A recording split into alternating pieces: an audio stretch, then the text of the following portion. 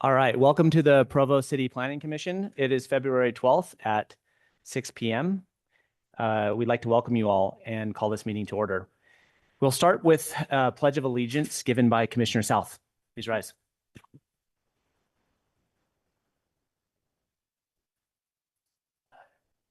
States of America, and to the republic for which stands one nation under God, indivisible, with liberty and justice for all. Thank you, Commissioner South. Although this is a public hearing, only the presenters and those invited by the commission may speak or ask questions unless otherwise invited by the chair. Please wait to be called on. When speaking, be sure to speak into the microphone so that the record is clear. Please state your name and city of residence for the record.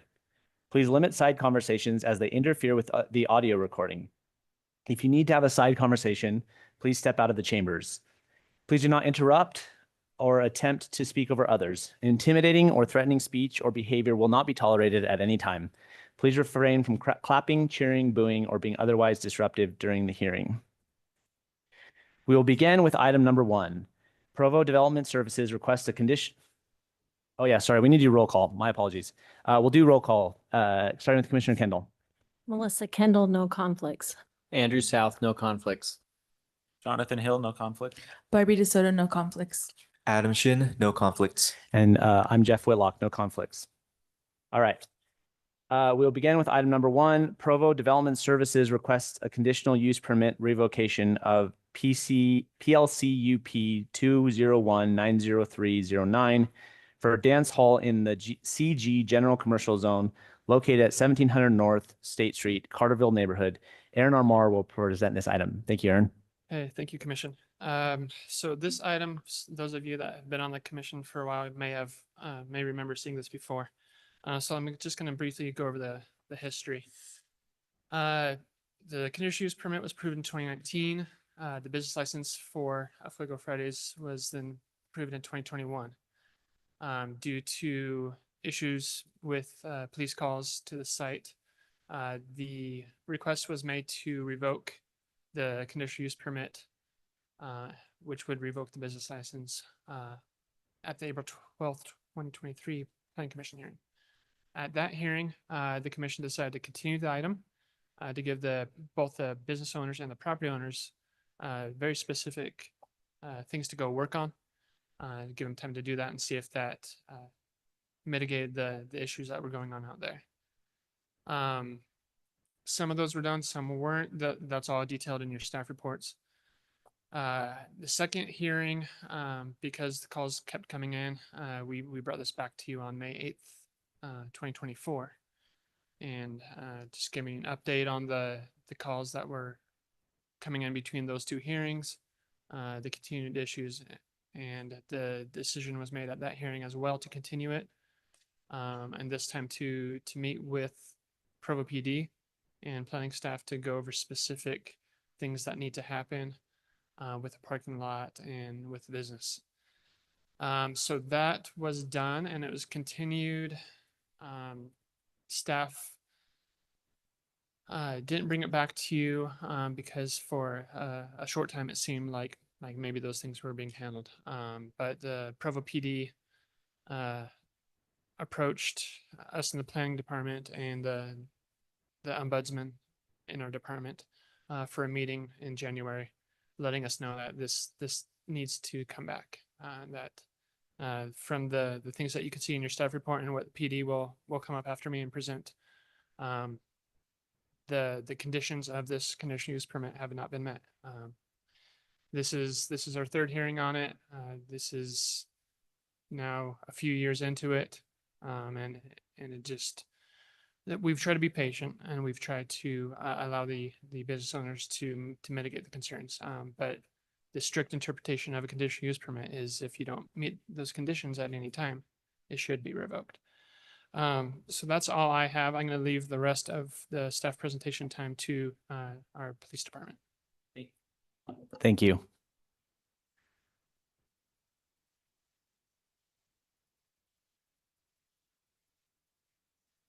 Good evening. I'm Officer Hutchinson and I'm the Community Resource Officer for Districts 1 and 4. District 4 is where this a Fuego Fridays event takes place, and that's why I've been tasked with handling this issue. So we started a few years ago with this, and there's been multiple opportunities, right? Some of you that were here when I was last presented last year will remember that this was originally planned for follow-up in August.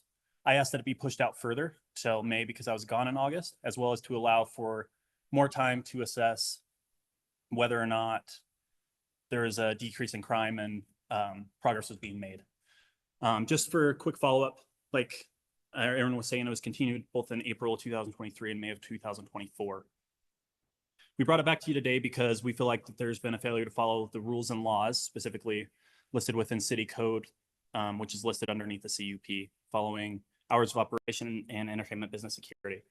We also believe that there is a failure to see decreased criminal activity, as well as findings from a business check that was conducted on January 24th. And I'll kind of get into that more later.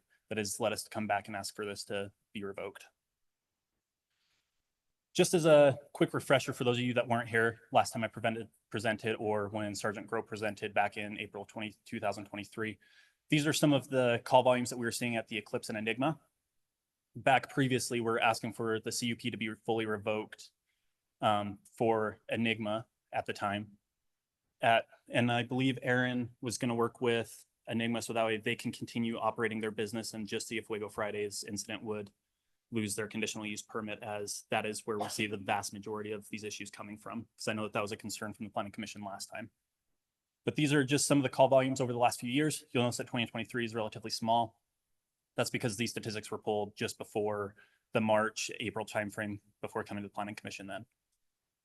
And then this is just more statistics over the years comparing ABGs versus Enigma. It's worth noting that ABGs does serve alcohol, whereas the Enigma Eclipse does not. And ABGs also has live music.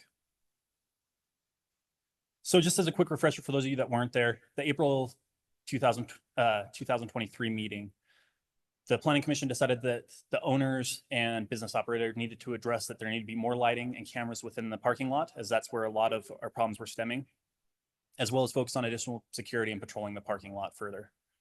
And then that item was continued and brought back again. This is the call volume between those two Planning Commission meetings. We went over it last time when I was here, but that's just a quick rundown. Again, that incorporates Enigma calls as well as a Fuego, because at that time we were not distinguishing between the two. The May Planning Commission meeting, we again had clarification on the parking lot, right? That there was public access, but private property, right? Security could patrol the parking lot if they found people loitering or violating the rules, that they could ask those people to leave. And if they didn't leave, it was then trespassing and they should call the police. It was actually brought forth by someone on the Planning Commission. I don't remember who, that recommended that security goes and shine lights into cars and address the people there that might be acting illegally or with illicit intentions. It was also asked that they look into off-duty police and have meeting with city staff, as Aaron mentioned. We did have that meeting with staff 2 weeks later, and I'll go over that again in a little bit. Another big point of the Planning Commission meeting was that they had to close in accordance with the conditional use permit. It came out that they were operating until 2 a.m. and the conditional use permit only operated until 1 a.m. It was also asked that the business owner look at adjusting hours, but he was concerned about losing people that wouldn't show up at that point, which is understandable, but we did ask that he respect that 1 a.m. cutoff. And then also he brought up the fact that he was concerned to call police at that time because he was worried that the stats would count against him, as this had been brought before the Planning Commission previously. We informed him that calling the police is not counted against him and that it's actually going to be the only way that we can improve this, right? And then again, it was asked to come back in 3 months, but I asked that that be postponed. Meeting with city officials 2 weeks later, there was some recommendations made out of that. One was that he asked if getting some temporary fencing would help, and it was brought up the idea that they have a fenced off area where people could leave the dance hall and get air without going back to their cars, as there was a lot of people going back to their cars, drinking, things of that nature. They said that they had increased signage, which they have, indicating that they're a non-alcoholic, non-smoking venue. And again, there was clarification on the parking lot, patrolling the need to shine lights into cars and asking people to leave. The owner was again informed that calling the police will not count against him and be used during any future, or being used against him as long as he's cooperating and helping us, as we just wanted to see the crime decrease. It was also discussed how on the police side, we would expect a rise in trespassing and those sorts of crimes initially, as these things started to get enforced more until we reached a point where it became more widely known that this type of behavior is not tolerated, right? And I did notify our patrol grave shift of that. On the PD side, we took several actions to try and resolve this issue since the last planning commission meeting. One is continuing extra patrols within the following months, as well as I've been getting regular updates from grave shift and monitoring police cases coming in and out of from that address. I also asked the officers on overtime DUI shifts focus their stops and efforts near that business, as we had been getting a lot of DUIs at that time and a lot of alcohol offenses. And so there's been even more eyes kind of helping enforce that, as the best way to try and enforce against DUIs is just extra enforcement, so that way people know that the police are out there and that you could get pulled over. Again, I requested to postpone the planning commission follow-up, as at that point, within the first few months, we were seeing mostly DUIs and alcohol offenses with some possession charges. And it seemed like things were going well, and we had anticipation that the crime stats were actually going to decrease. We also seemed to have apparent increased support from the business owners. There was a lot of follow-up emails regarding that. As time went on, I began getting more concerns from the patrol division regarding the fact that the issue had not been resolved. In fact, I have an email here, from one of the sergeants that came here with me this evening, dated on December 6, 2024, which says, "Hutch, we've noticed that they have put up guardrails. My guess is to create an area for people to go outside and get air without being searched if they go back to their vehicles. There's also a sign in the parking lot that says alcohol is not permitted. However, nothing has changed as far as the level of alcohol consumption and drug use going on there. On any given Friday, my crew can walk through the parking lot and pick out 2 to 5 cars that have open containers or drugs in plain view. Pulling those cars over once they leave generally produces at least 1 or 2 DUIs a night. I can say that I've noticed a decline in calls there for assault or other gang-related issues, but I cannot definitively say if that's because of anything the business has implemented." Another thing that just to take note of, the owner did ask for off-duty officers to be hired for this event.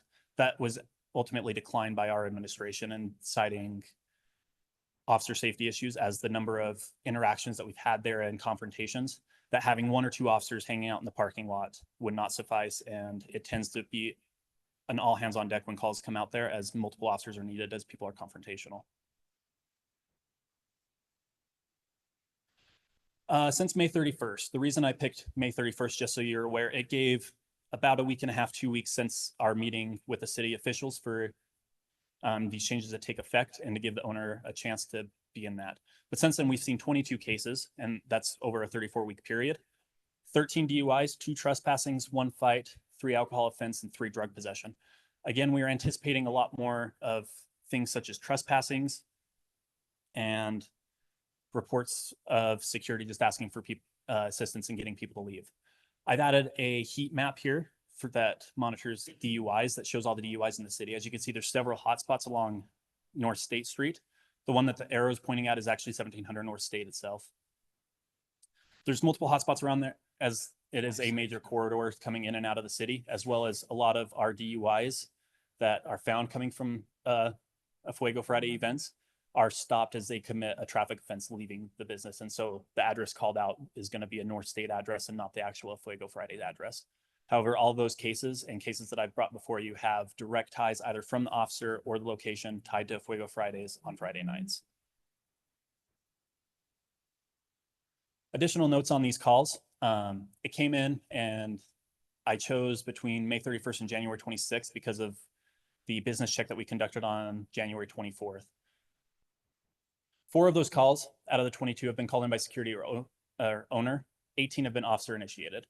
Juveniles were involved in 9 of the 22 cases. Juveniles in this case are going to be individuals under the age of 18, 7 of which of those juvenile calls involve drug and or alcohol. One specific event that comes to mind is that there was a sergeant who's also here with me that cited 4 juveniles at the same time that were all consuming alcohol in the parking lot. I went back and looked at some of the old planning commission videos and wanted to give you guys some comparative stats, as I know that that's something you guys have asked in the last few. And so I did that, excuse me. And so I did that, and I did it based on the locations that you guys brought up that you'd like to see those comparisons to. but it's also worth noting that it's difficult to compare some of these statistics, as the closest sort of business would be ABGs, where they have live music and this sort of crowd. However, ABGs is open 7 days a week. It doesn't have a parking lot, whereas a Fuego Fridays is only open 4 hours a week.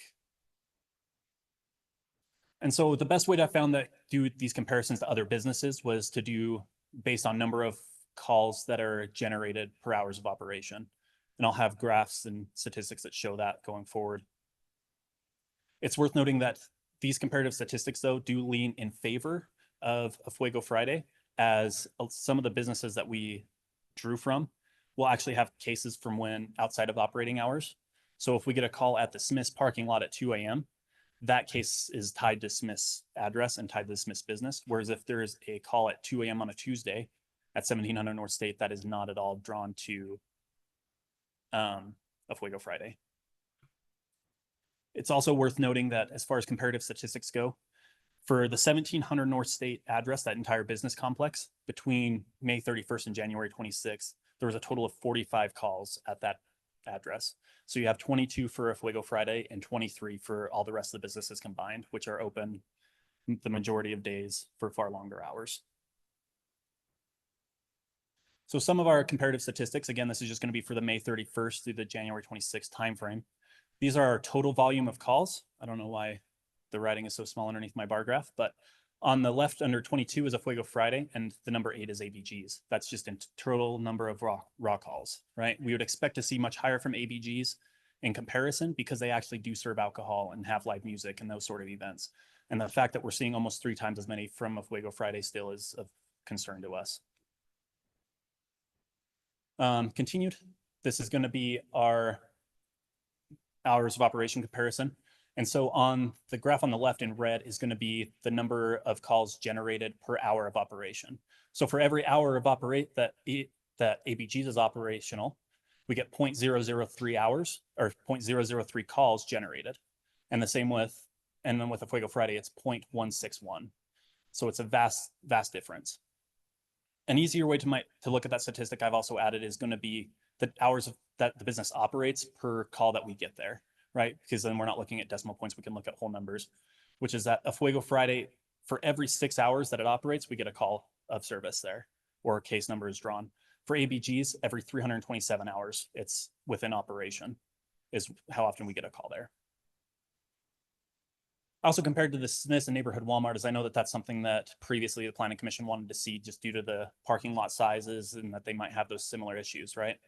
However, as we can see here, despite being open more often, 7 days a week, as Smith's, I believe, is open 18 hours a day, 7 days a week, and Walmart's open 17 hours a day, 7 days a week, we still get far more calls from a Fuego Friday generated per hour of operation. And then here's that other statistic I was talking about, which is how many hours they operate per call that they generate. As you can see, it's almost, for I believe it's Walmart, it's 10 times more frequently, and then for Smith's just under that. You guys also wanted to see more comparisons with event centers that have similar dance hall CUPs, so I drew that up. So we have Fuego Friday, and it's kind of hard to read, but you have a Fuego with 22 total raw calls, and then you have the Rise, you have the Experience, and then the other ones are kind of small and hard to read. I apologize, I didn't realize that that's how that would look on this screen. But as you can see, the total number of calls that are coming from a Fuego, as with the last time, is combined all of the other event centers and dance halls that we have.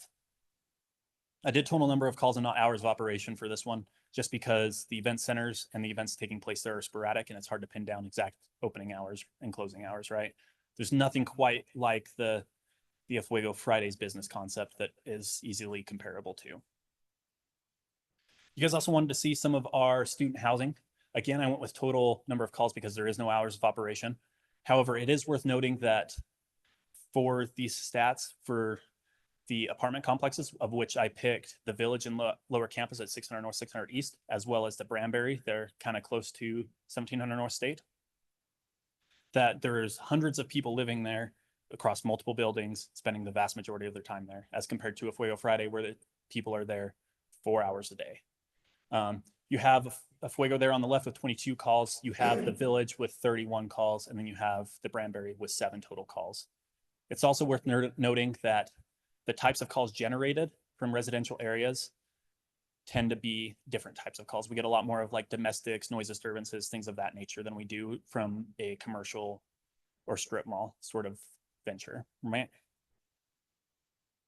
I want to talk about a couple of major calls that have happened between May 31st and January 26th.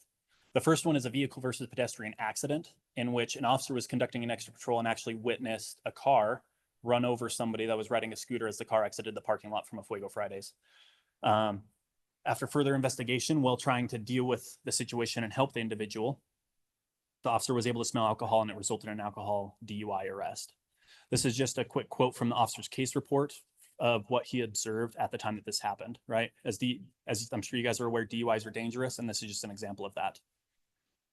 It says, I observed a vehicle run over a pedestrian riding a scooter while exiting the parking lot at 1700 North State in Provo. The scooter was traveling southbound on the east side of the road while the vehicle was leaving the parking lot, already across the sidewalk, turning northbound.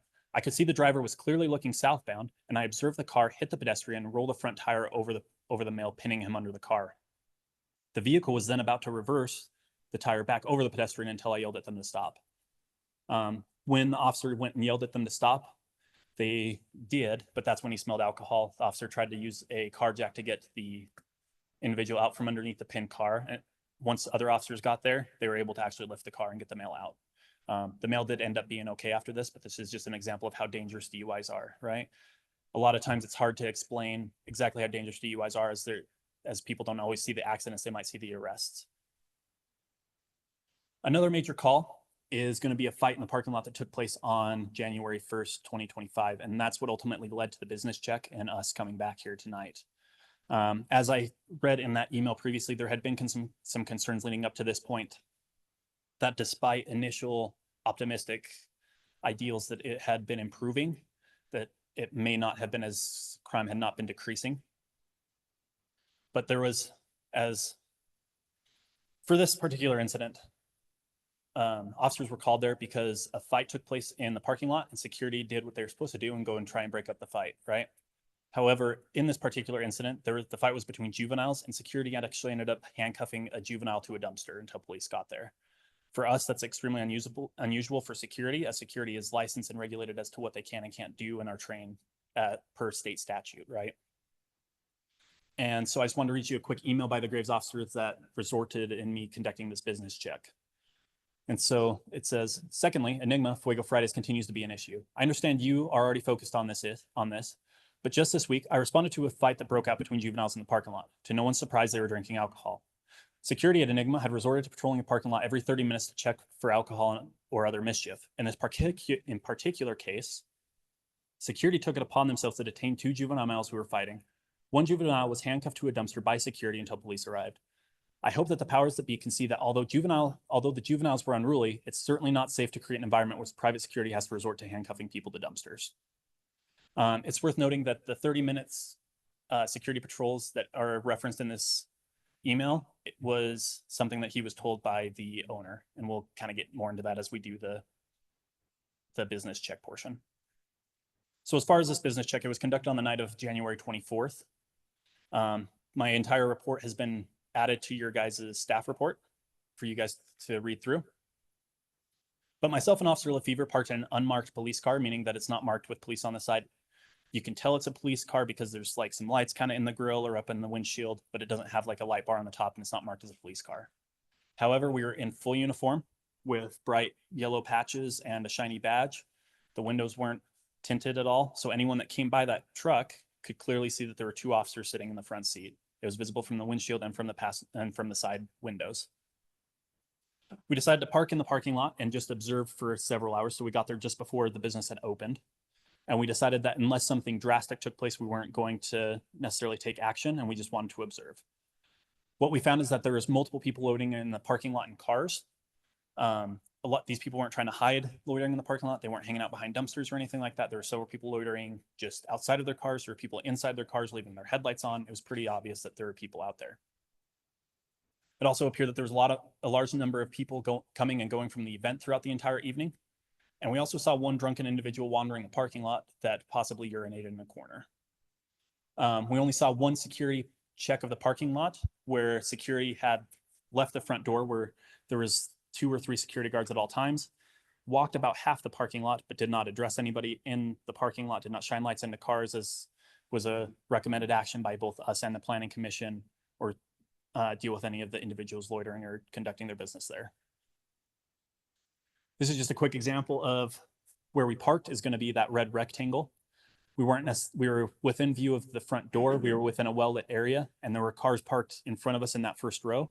And then the area is about the spot that I saw the security guard conduct their one patrol throughout those couple of hours.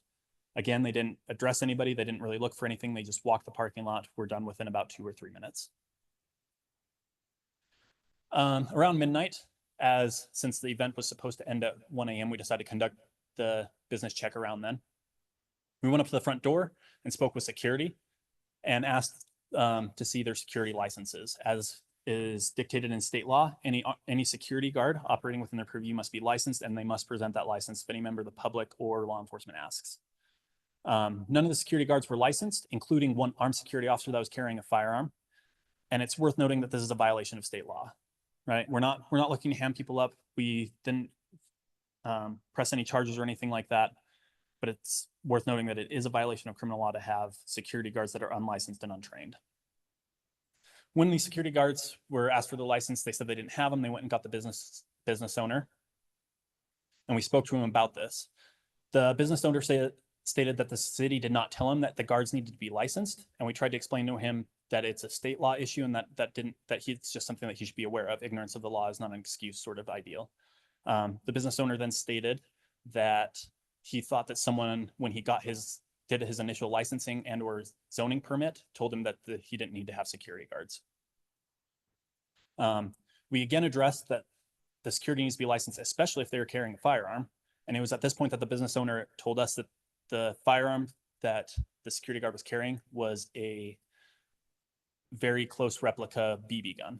Right. And this creates other issues because they're still presenting as an armed security guard. People are relying on them to be armed security guards. They're wearing flak jackets. He had a patch that said armed security guard. So they're relying on them for their safety as they're going into this event where they're not allowed to bring weapons, and they're presenting as if they have an armed security guard. As well as it's a safety issue for the security guard, as if something happens, they're probably going to be the first target of something if something goes wrong, right? And so having a BB gun and not having licensed security guards was just completely unacceptable. After discussing this with the business owner, the security guard did remove his firearm and the armed security patch. We explained more about the state law about security licensing, and the owner sent me an email that I followed up with that following Monday. It is worth noting that there are some exemptions to the security licensing statute, which is that a security guard does not need to be licensed if they are a certified peace officer or to just check admission and use a metal detector. They're not allowed to have any enforcement action. And we clarified this with the owner as he asked us about how he has his security guards just maintaining order and things of that nature. And we told him they absolutely need to be licensed. They should have been licensed the whole time. Continuing with this business check, the closing of the event. Again, the event is permitted to close at 100 hours. This has been the rule regarding the permit ever since it was issued. And it was also brought up in the May Planning Commission, as well as the meeting with city officials. In this particular instance, the event did not close at 1 a.m. It continued until 2 a.m. The music and people remained there at that time. As people were leaving, people were screaming, getting in their cars, driving erratically, making loud noises. As one car drove off, someone from a passenger window threw out a bottle and it broke on the ground. And it's worth noting that there's also a city code that dictates, as part of that commercial hall business, that they are also responsible for the orderly dispersal of individuals in the parking lot. Once the business closes, it's not a free-for-all sort of thing. They have to maintain that order throughout the entire event. It's because of all this that we're requesting revocation on the following grounds. We have a failure to follow city and state codes, specifically City Code 6.15.060, which is the hours of operation. Again, this is listed on the original CUP, and they were told that they needed to comply with the hours. Despite this, they continue to operate and advertise until 2 a.m. These are some screenshots that were taken that Monday. It shows, it's hard to see, but on the one on the right is a post from their Instagram there's a small red box. I don't know if you guys can see it based on how it's distorted, but it says open from 10 till 2. And then on the left, there's their Facebook listed hours, which lists that they're open from 10 till 2. We also have failure to follow city code 6.1501 or 050, in which that it talks about the security of a commercial dance hall, right? They're in charge of the parking lot. It states it right there. It's been listed on the CUP. And then again, there's another one that states that they need to have the orderly dispersal of individuals. This code has been brought up multiple times by the Planning Commission. It's been brought up by city staff to be addressed, and the business owner has been given multiple opportunities and clarification on this. We have the failure to follow the state code regarding security guards, as we talked about before. It's also worth noting that in between the April 2023 and the May 2024 Planning Commission meetings, you guys might recall, for those of you that were there were previous notable incidents, of which one that security was not identifiable, was wearing plain clothes, and had to pull out pepper spray as they tried to escort a lady out of the event, and it kind of turned into a brawl, as it looked like just somebody was grabbing a woman and trying to yank her out of the event, right?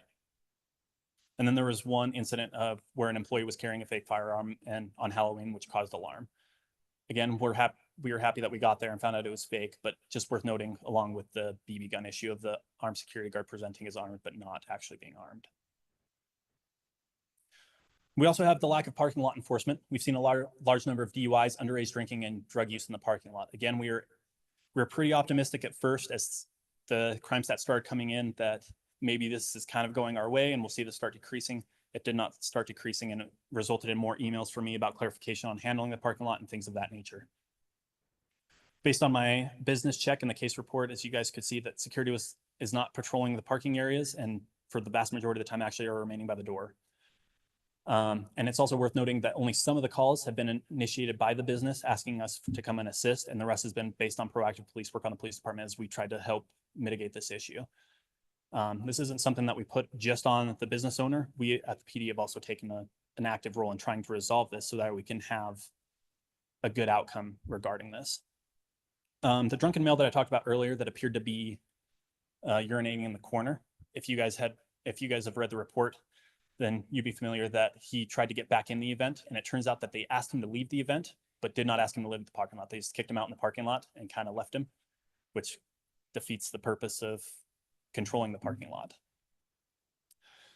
Some final thoughts just on why we're requesting this revocation is that there's been a failure to take the requested action that both the Planning Commission and city staff have given to the business owner, right? They've been given several opportunities over multiple years, and we've worked with them to try and resolve this issue, but yet we're still having these problems.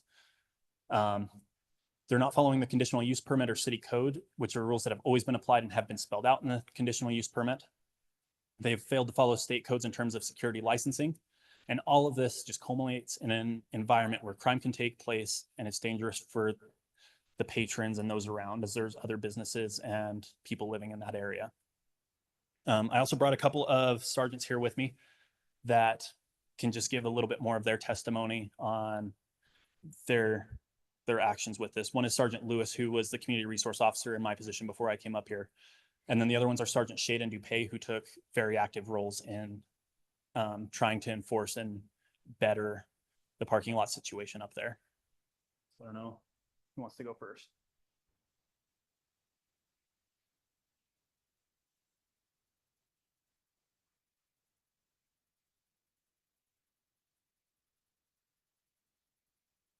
Hello, my name's Sergeant Lewis. I was the COP officer before Officer Hutchinson. And so some of the early stats that you guys see on the PowerPoint came from my investigation when I was in his position. But he pretty much covered everything I was going to say, but there are some good reminders again that those stats are looking at a business that's open 6 days a week compared to one that's only open for 4 hours a week. They also aren't reflecting everything that's happening in the neighborhood that's spilling out from there. Sometimes we get told, an officer will let us know that, hey, this DUI, I saw it coming from here. Sometimes that message isn't relayed. So there's other crimes in those neighborhoods that are occurring that are a direct result of Fuego that might not be in those stats, especially as they go into Orem, where they're literally 2 blocks away from Orem. And so the other thing that would be good to note is just the amount of hours that go into these investigations and the number of officers that have to respond. Several of these, and I'm sure the graveyard sergeants will talk about that more, but several of these types of crimes, that's probably their entire shift that's responding.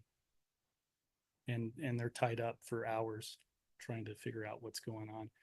Juvenile crime requires a lot more time to investigate than adult crime, because you got to contact parents, you got to wait for parents to respond. It's just handled a lot different. And so it'd be good to know that the hours that are going into these investigations, it's not something that we show up on and clear 10 minutes later. So, but anyway, any questions for me? We'll have you come back up. Thank All you, right, officer. thank you. Appreciate it.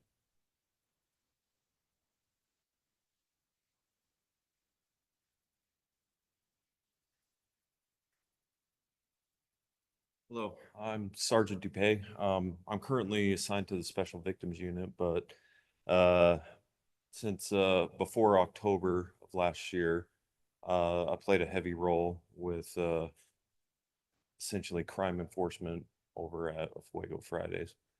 And I had been reminded several times of the type of activity going on there. In fact, when I first started running a graveyard shift back in 2021, it was just about every Friday we were responding out there. And it wasn't even due to an alcohol offense. It wasn't necessarily due to any type of drug activity, but it was due to a lot of violent crime. And initially, when we would respond out there, we found that there was very much a lack of cooperation from the patrons there, and even at the from the staff at the event center. There was one particular night that comes to mind where we decided that this has gone on for far too long. Officers were currently in the middle of a death investigation, one that had a few suspicious things going around it. It was taking a lot of our resources just to investigate that death. And while we were in the middle of that death investigation, we suddenly got several calls from a Fuego Friday saying that there was a fight breaking out with several weapons. I had to relieve several officers, including myself, of that death investigation. We rushed out there, and once again, we found a lack of cooperation from everyone. From that moment on, I and myself and other sergeants decided that it was time to patrol frequently that parking lot. And during that time, we made several drug arrests, DUI arrests, and even several people with felony warrant arrests, frankly. Over the last couple of years, my officers have been doing a lot of DUI enforcement. They've been finding a lot of drugs from there. And in all honesty, the drug enforcement DUIs, as Officer Hutchinson said, it doesn't seem to have gone down. There have been times, I will say, that the staff there have been supportive of us. There have been times where some of their security will inspect and see alcohol and drugs and vehicles, and they'll contact us. But the overall activity hasn't declined since even during my last few months in that patrol position. My officers are well aware of what a Fuego Friday is going to entail. In fact, it's usually on their shift schedule every Friday that they will be doing frequent patrols in that parking lot.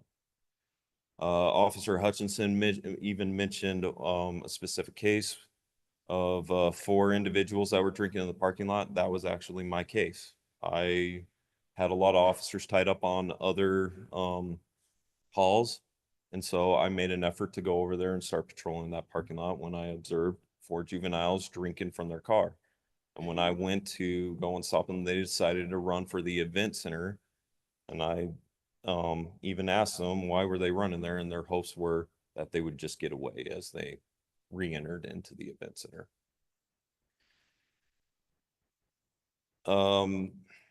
I've met and I've known the staff. They're good people, but I feel that just over the years, it's just been too little, too late with a lot of the events. We have not seen a decrease in drug activity, alcohol offenses, and rest assured, just about every Friday, I know my officers are at least going to get 1 or 2 DUIs, and that's at least 1 or 2 DUIs. Thank you. Thank you, officer.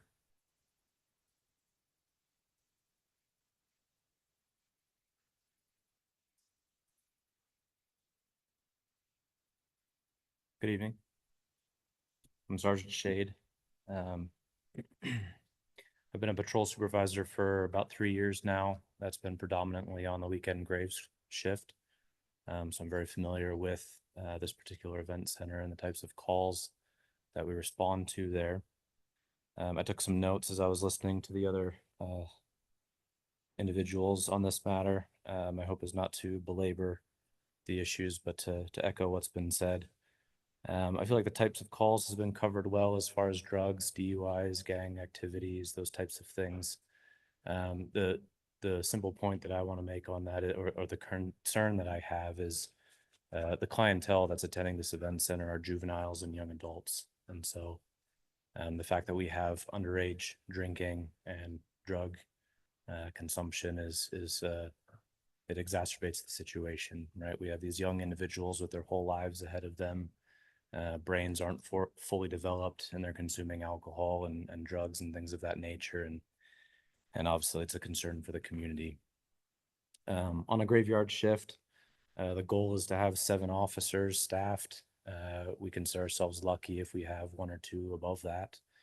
But that's typically where we're at manpower wise.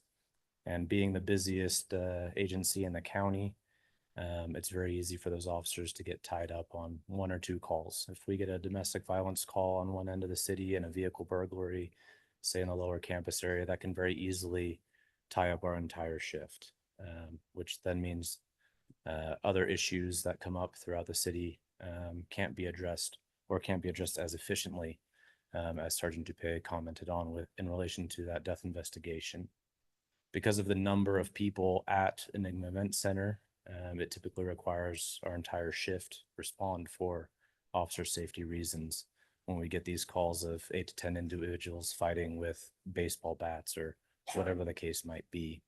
And as our officers are there, as been previously stated, for a significant period of time, we still have other calls coming in that aren't getting addressed throughout the city, or aren't getting addressed as quickly or as efficiently as we would like. And so it becomes an ongoing concern for us, staffing wise, on these Friday evenings. I think about other event centers and activity or sport related locations throughout the city.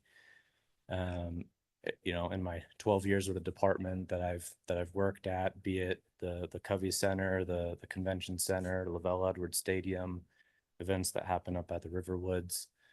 We have these large gathering places, and my experience has been that the drug and alcohol consumption happening at these places per capita is significantly lower. We have hot spots or fishing holes, as we call them, on graves, where when there's time to be proactive, that our officers like to go to try and look for ongoing criminal activity. But we go to those areas and it's the roll of the dice. We may go to one of those hot spots and there's nothing going on, and so we move on to the next. It's almost 100% efficacy rate at Enigma Event Center. I can walk through that parking lot any Friday evening and find, I would confidently say, 4 to 5 vehicles that have alcohol or drugs in plain view. And again, these are juveniles and young adults who are obtaining these illicit items. Apart from these issues, we receive a number of noise complaints in the area because of the volume of the music. And so that's a constant issue that we have to try and address as well, and tends to take the back burner because we're focused on the actual issues that are occurring in the parking lot or the vehicles that are leaving the parking lot, rather than addressing the noise or some of these other long-term issues that our citizens in the community are concerned about. I responded to the incident where the handcuffing of the juvenile occurred. I believe that's been addressed. The points that I would like to make on that is, first and foremost, we noticed that this dumpster, which is a stone's throw from the entrance to Enigma Event Center, with a clear line of sight to where the security officers typically are posted, there was a number of empty alcohol containers strewn about and on the ground or in the dumpster. And so the clientele that are attending this event center don't have any qualms walking right past security and disposing of their empty alcohol containers, essentially right in front of them. Our policy as a law enforcement agency strongly discourages handcuffing anyone, let alone a juvenile, to a fixed object. And so to see this type of behavior happening just further reiterates the point that this security, these security officials are lacking training or the capacity to really handle things in a meaningful way. Being in law enforcement, we rub shoulders with security officers from different agencies on a regular basis. There's very few of them that I'm aware of that wear tactical vests like we do. It's an expense for a small business, and so that expense needs to be justified. And the fact that these individuals are also wearing tactical vests like us suggests that there's a need for it, and that's unfortunate. But I appreciate your time. Thank you. Thank you. Officer Hutchinson, are you coming back up to wrap up? So again, I just wanted to reiterate that based on everything that my coworkers have said, these are supervisors these guys have seen a lot, as well as they've been around for a few years. And we've seen these issues continue on for many years, right? This is not something new, and it's something that we've been trying to address, and that you guys have been trying to address for several years, and that we're not getting any traction on. And so again, I would just, as one final thought, I'd just like to reiterate that we very strongly recommend the revocation of this. I feel like Aaron and the city staff has done a great deal of work to try and figure out a way for Enigma as an event center to continue operating while we can address this issue of stopping the Fuego Friday event. It's not that we have anything personal against this event or that we dislike it.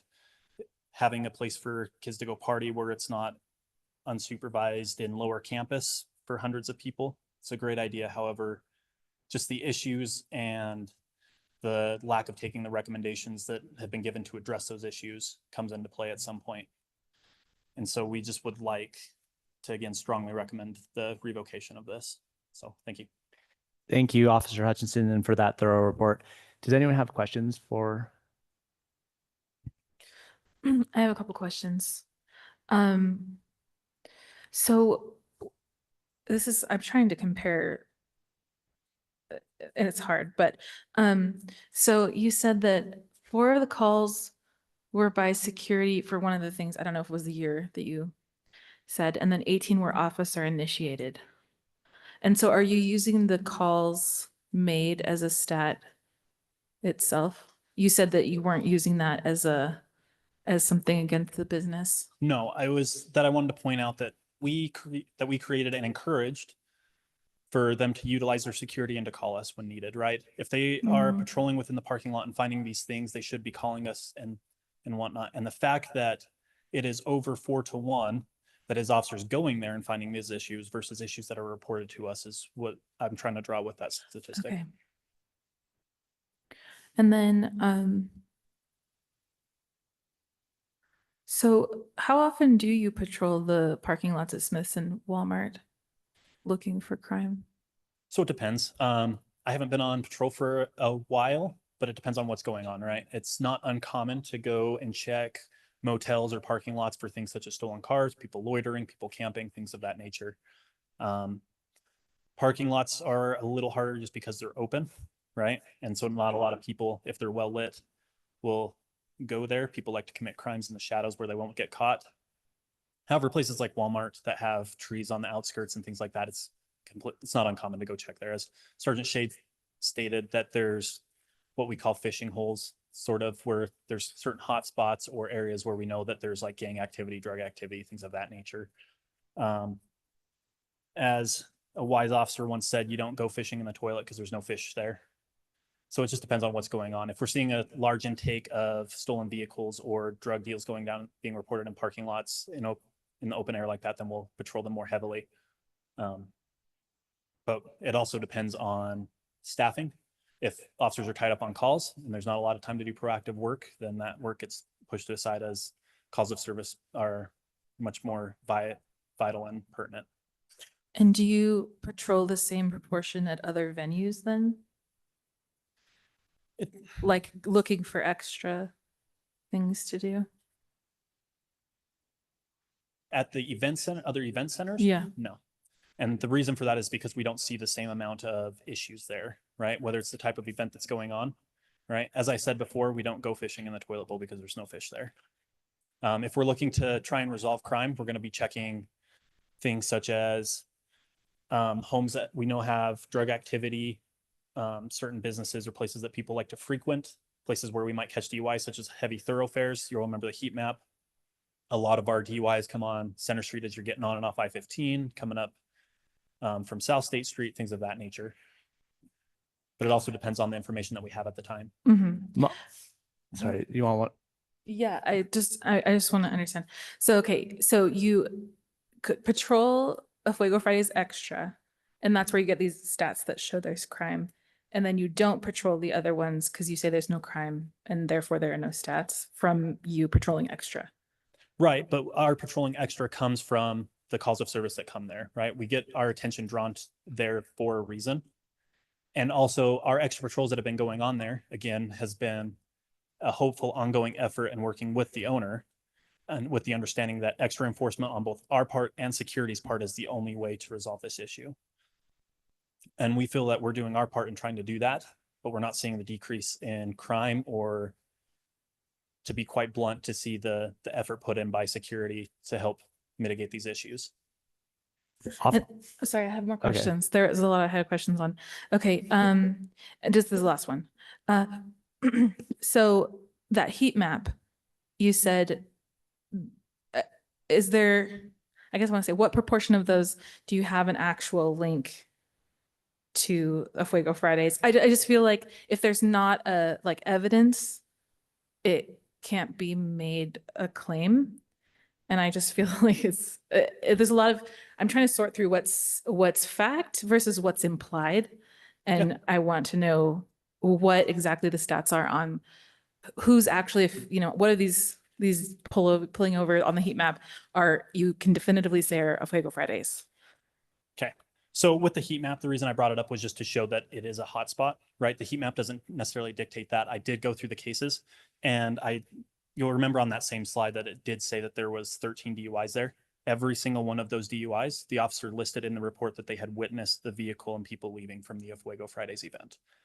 All of my statistics, both from my previous presentation as well as this one, every single case that I bring up has to have ties to a Fuego Friday and is specifically stated, right? I don't want to, and it might hurt my case more that way, but I'd rather be honest about it, in that I'd rather let some cases where an officer might forget to mention that they saw this vehicle leave from there and not have it included just on the off chance that it wasn't, right? We're not trying to be unfair to the business, but every single one of my cases that I draw from, I've read through the case, and they're all have the officer stating, I witnessed this vehicle or these people leaving from a Fuego Friday.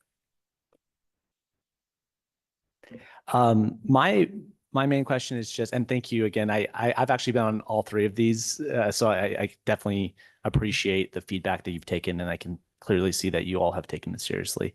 My main question is, you mentioned in your report how you've distinguished between the Enigma events, which, if I recall correctly, was sort of owned and operated by a different person who's a lot of times like quinceañeras and weddings and stuff like that, and versus the A Fuego Fridays, which is the 4 hours. So are all these statistics specifically for A Fuego Fridays? All of the statistics I brought before you from the May 31st through the January 26th are tied to a Fuego Friday and not the Enigma Event Center. There was a big issue with the Planning Commission where most of the cases that we were drawing from were from a Fuego Friday, and that you guys understandably were concerned that you didn't want to shut down Enigma for something that might be happening at this event, right? We don't want to throw out the baby with the bathwater sort of analogy. So every single one of the cases between the last Planning Commission and this one is tied directly to a Fuego Fridays event. Okay. And then this is a separate line of questioning I'll probably ask city staff, but just to be focused on this, does Provo City Police have concerns with the Enigma portion of the business, or is it primarily Fuego?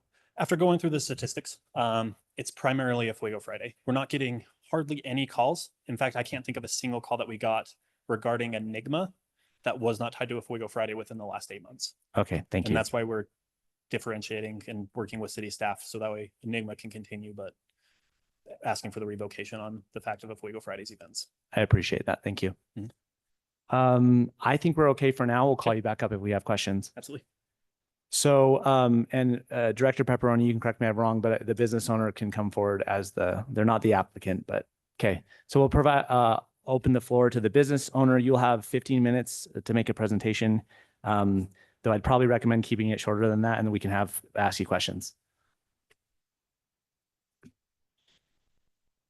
Thank you for seeing me. Well, first of all, we were not told of this. I actually was able to find out about this through the landlord. Oh yeah, I'm sorry. Luis Castro. And I live here in Provo. Provo. Thank you, Yeah, Luis. and I own the concept of Fuego Fridays. But basically, the first thing I wanted to bring up is the only way I was able to find out about this meeting is that the landlord, the people that own the whole business complex, reached out to me and the business owner, and then I was able to get a hold of Mr. Ardmore, and he sent me the documentation. I've been to all these meetings, so they have my email address, they have my phone number, they have all my contact information, and so it was hard to know why they were contacted and not us. I also asked the business owner of Enigma if she had been contacted. She told me she hadn't been contacted either. So I feel a little targeted in that way because it's deceptive. It's the way I see it. So I was able to get the information and able to review. I wasn't told that I needed to bring a PowerPoint the day before. I brought one that I prepared with all the information that I was going to present to you. But I went to talk to the gentleman. He said, no, you can't do it. I was informed that I was supposed to bring it before. So I did come a little more prepared, but I can view it, I guess. You can explain it and we'll do our best to understand. Okay. Thank you. So right now, my grandkid is being born as we speak. Okay. And so that shows you how important this is to me also, because this is the A Fuego concept is my livelihood also. It's my business. Yes, we're definitely disconnected when it comes to the Enigma Event Center and what I do. I rent out the space from them, and then I do my concept. And I don't want to sound repeated, but every time I've met in front of you, I've always told you that my purpose of A Fuego has always been to create a safe, non-smoking, non-alcoholic environment for the college community, for the youth, so they have an outlet or where to go. Okay. None of the crimes that are happening inside the venue where I hold my event, where I play the music, where we do that. We even play clean music. All of our stuff is edited. Okay. And some people came today to customers to be able to share with that. But yes, and we've always realized that everything happens in the parking lot. For several things, I've always been confused. And little by little, I've been being educated and I'm able to resolve it. From our last meeting, I invested in bike racks and we were able to create an area so there's no re-entry at A Fuego. So things that are happening after they leave A Fuego, because once they come in, they can't leave. So they leave and it's inside their cars, which we can't check cars. We have no jurisdiction to do that. I understand that the police had educated us that we can call the police, and we have been doing that. Sometimes they are doing patrol, and we tell them, hey, this is happening. And so, yeah, we might not have called them, but we make them aware of what's going on when they arrive, because they do come and support us. I have nothing but respect and for the police department. And I do see that they've been helping us, trying to improve these things. But I can't control what people do. I just can't. I can control what they can do inside the venue. And that's why we are doing. That's why there's nothing happening inside the venue. But I can't control what they do on their cars or what they do before they come or even after they leave. I have no control. I can't even control my own kids. Well, when they leave the house. And so how can I'm expected to change people's behaviors, change people the way they act or how they are or their principles or their morals? I can't do that. All I can do is that at the event, once they go through that door, that I enforce what I feel that is right, which I want to create a clean, healthy environment, clean music, that people can just have a good time. And that's it. And then they leave. I know there's been a lot of things, and I took some notes. I had brought my lead security so that he can address that part, the parts of the situation of the certification. I had no idea that they needed to be certified, but now they are actually, and they brought the documentation to resolve that. You asked us to do no reentry, we did that. I also had brought graphs on my PowerPoint to show you that since we made those changes, my attendance has dropped by 40%. And it's been really hard trying to stay afloat, trying to keep things afloat with my business, with that business, by making all these modifications because we want to make things better, it hasn't really changed. I have no excuse for the hours of operations. I have no excuse. I am in the wrong in that, but I'm in the wrong because, and I only changed that about a month and a half ago. Actually, it was in December. It's when we changed our hours of operation because it got to the point where I'm like, what do I do to motivate people to come back and experience a fuego? And so I did that, and I did that with two notions.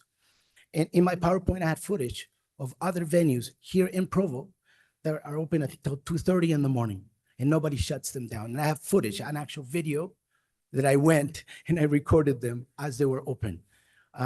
This venue right here, Tipping Point, that's the footage that I have from this last Saturday. It was 2:30 in the morning and they were still doing business. And so why am I being targeted? Why am I being forced to do all these things when nobody else is?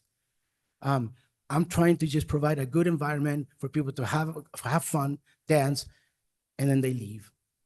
What they do as they drive away, I don't know what I can do about that. So I feel very with my hands tied. I feel with my hands tied on what I can do with that community. Maybe it's their area. Maybe I need to move my concept to another area. Maybe it's that area that invites that community. Maybe I need to find another event space where I can do a fuego that I might be able to control it better. I have no idea. We've been going at this for 3 years trying to figure things out. And I am so appreciative of the police department on all the efforts they do and the communication. And I'm confused because 4 weeks ago, Officer Hutchinson sent me an email saying, hey, I want you to know that you guys are doing great. We've noticed that the type of crimes have decreased like from last time. Now there's only one type, and he didn't say that I was completely good, but he said that we're doing better. And that was 4 weeks ago. And then all of a sudden we're in front of you again.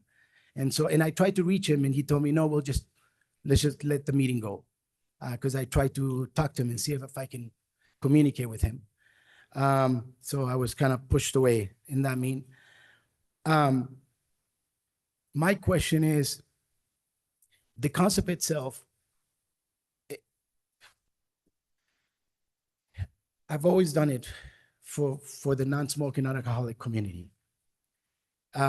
we are the only weekly option. Maybe that's what it is. And that's why I attract another type of audience, because there's nothing else weekly in Provo. So that's where they go. Maybe I need to get some people to open up other venues, and well, like this other place, but this other place does country music. That's their community. We're the only Latin dance. And I don't want to talk bad about my people, but maybe I need to start doing American dances instead of Latin dances. I don't know if that's what I need to do. I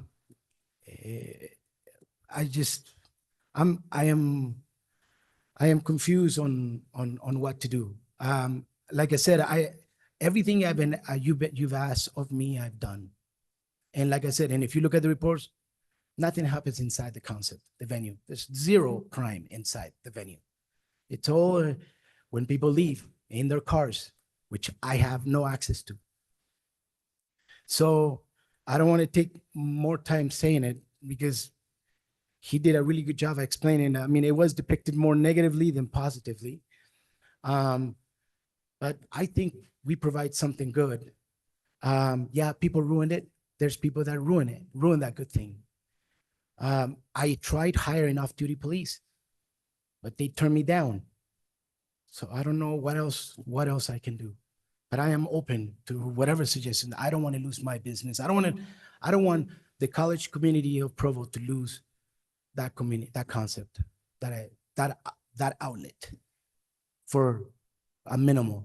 I actually brought a graph that said that from the time we met before till this now, I've had 19,050 guests. And we have 24 things out of 19,050 guests is what I've had. And I had a graph also showing you what the attendance was day by day, well, week by week. But I can't show you guys that. But if you have any question, I mean, do you want me to bring other people? I mean, all these people you see behind me, they're here. We're gonna open the meeting to public comments, perfect. and But if they'd like if you to have questions contribute. for me, I'm here. I don't know what else to say. Thank you, Luis. Appreciate it. Does anyone have questions for the business owner? All right. If any come up after the discussion, we'll call you back up.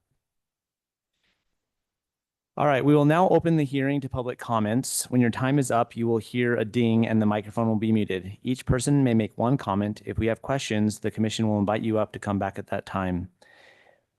This time is for comments only. If you have any questions about an item, please speak with staff privately.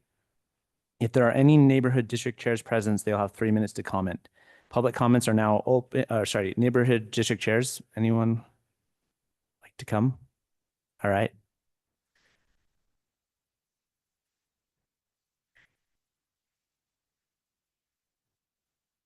David Alderts, Provo, Carterville. Talking to my neighbors in my part of Carterville, since this has been going on, we have noticed an increase in noise. We also have been noticed, and I can't say it's directly tied to them, but we have noticed on Friday nights into the early morning Saturday, what seems to be like drag racing in the area, or loud cars, which my neighbors have commented that is a disturbance to them, and especially those that have young children that are easily awoke through that disturbance.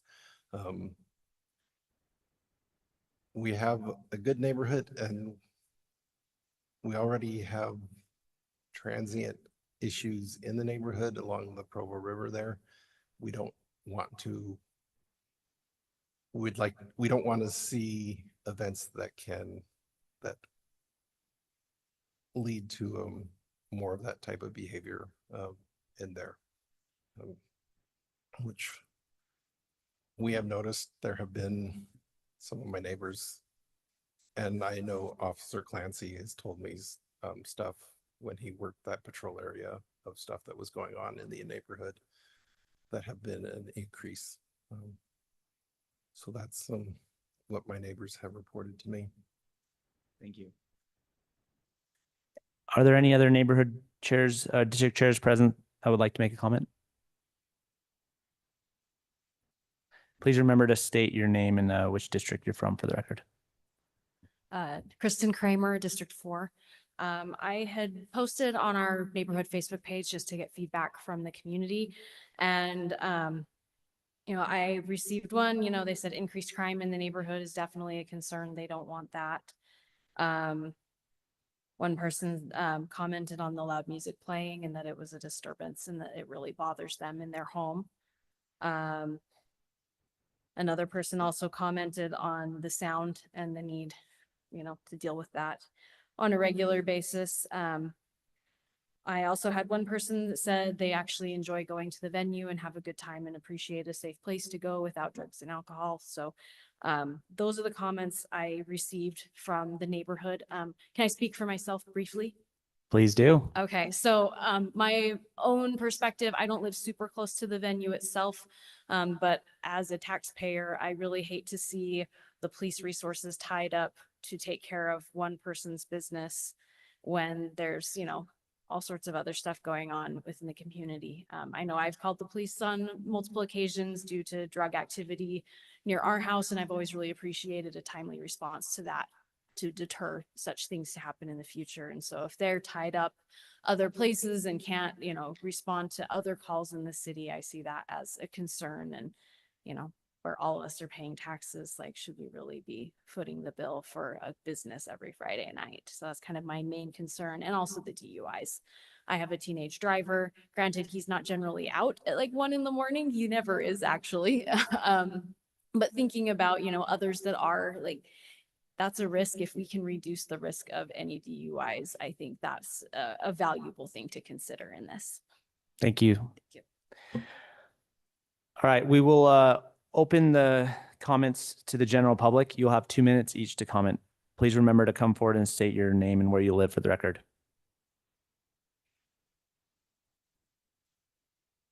Can I translate for him? You're welcome to.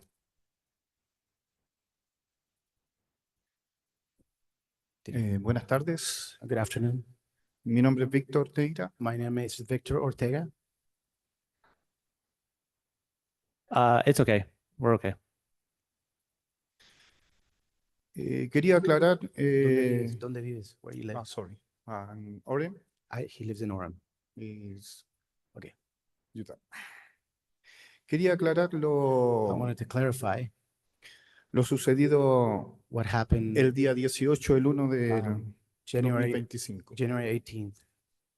Siendo la 1:40 de la mañana It was aproximada, about 1:40 in the morning. se nos informa en la puerta de We were a Fuego informed at the Freeway door que están golpeando a 2 mujeres en el parque. there is a young man hitting 2 girls in the parking lot. Acudimos al lugar 2 security. There was 2 of us that went to see it, see to it. Los 2 muchachos estaban golpeando a las 2 muchachas, So it looks like there was 2 boys hitting 2 girls. lo cual se procedió a la separación. So the first thing we separated them. Los muchachos estaban aparte de estar golpeando a las chicas y pateando a las chicas, They were kicking and hitting the girls. estaban muy agresivos, They were very aggressive. lo cual en el instante nosotros tratamos de So poder first thing we did is afirmarlo, we grabbed them, we hold them. lo cual nos golpeaban y nos pateaban. Yeah, so they would kick us and hit us as we were trying to hold them. Para evitar a daño a terceros y a daño hacia mi persona, To be able to prevent me being hurt or my partner being hurt. decidí esposarlo a un container de basura. I decided to cuff him to the garbage can near the door Mientras llegaba la policía. while we waited for the police to arrive. En el procedimiento, a lo mejor el procedimiento no fue adecuado para algunas Maybe personas, the way I handled it wasn't appropriate, lo cual pido disculpas. which I apologize for. Llegando la policía, When the police arrived, se entrega al hombre I released the young man. y se puso más agresivo. Thank you. Sorry, that was the time. Gracias. Okay.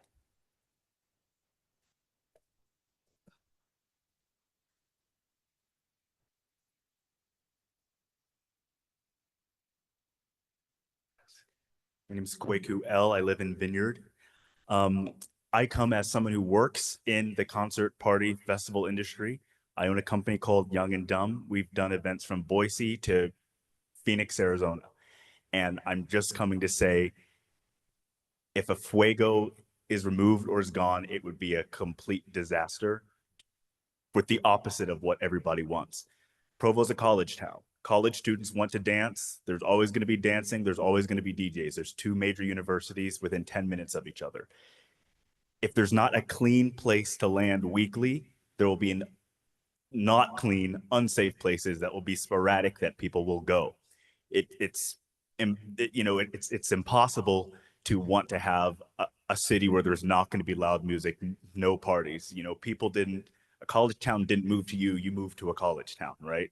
So a fuego for a decade at a different venue and here from the mid 2010s to the mid 2020s has been the weekly landing place. 24 incidents out of 19,000 tickets is phenomenal.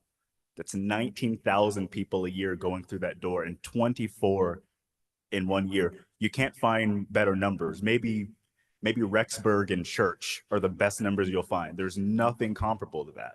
And approaching it as if, that's really bad. I mean, you compare that to any college town, Austin, Texas, anywhere else, you're not going to get numbers that great. So I don't get paid by a fuego. I don't work for a fuego. I'm just coming from someone who works in this industry that sees the value there. There has to be a clean landing place. And that's about as clean as you can get, especially with a place where you have two universities. They do a phenomenal job in keeping it clean and dry. And last thing I'll say with the 9 seconds is having a parking lot there makes it a lot better than having parking in all the streets and these incidents being happened throughout the whole city. So there. Thank you.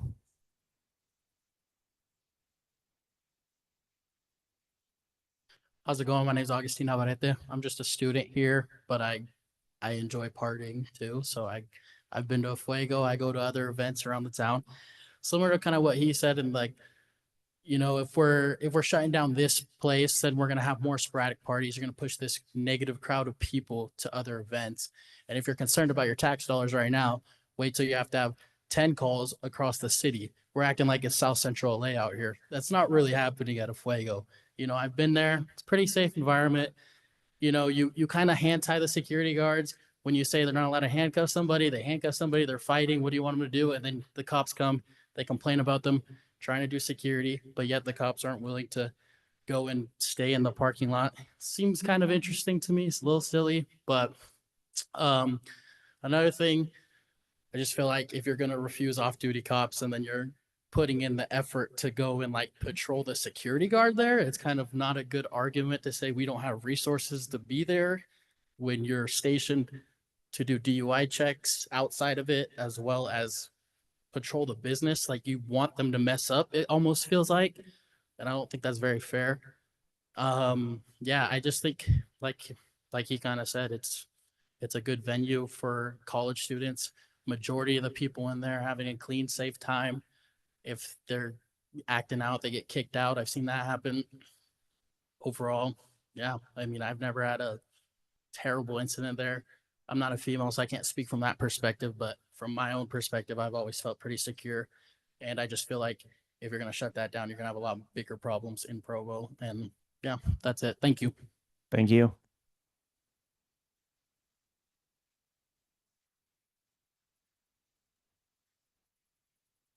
All right. Hello. Oh dear. Okay, sorry. My name is Emily Mackley. I currently reside in Provo, but I'm from Salem, Oregon. So I come from a very different background than what Provo is. I'm used to seeing homeless on every corner. I'm used to having to be very careful when I walk home. You don't walk home at night. The city I'm from, it's an hour south of Portland, but it looks like Portland, Oregon. And if you're familiar with that, you know how dangerous it is. I have been dancing since I was 16 years old. And I'm currently 18, and it is so difficult to find a safe venue. There was one place I would go to, and it was near Portland, but I had a lot of issues with creeps. I'm 18 years old, and I would go when I was underage, 16, 17 years old, and I came in a group, and even then I had issues with adult men who would be very handsy. I'd have to deal with getting my friends to get these guys to leave me alone. And there would be security, there would be alcohol in the venue. I'm not sure if that was allowed. Maybe it's just different laws in Oregon. I don't know. But I have never had an issue at a Fuego.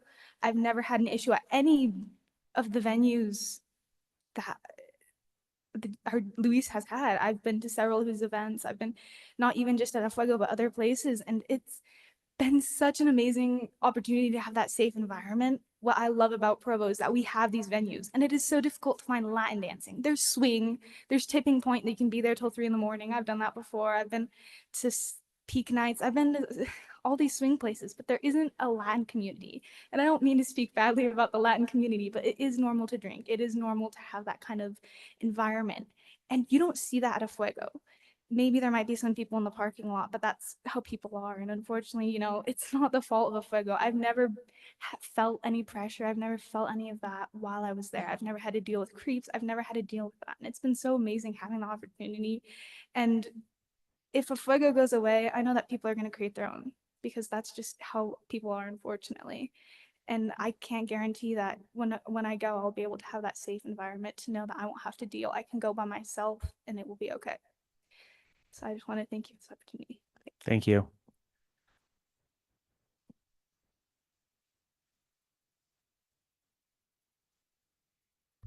My name is Mauricio. I live in Provo. I don't work for a Fuego, but I'm close friends with Luis. I just want to reinforce the idea that they have been mentioning before about a Fuego being a safe place for college kids. There is no alcohol, drugs, or anything sold at the place, or the idea of having that inside the place. Like it was said before, it's pretty safe.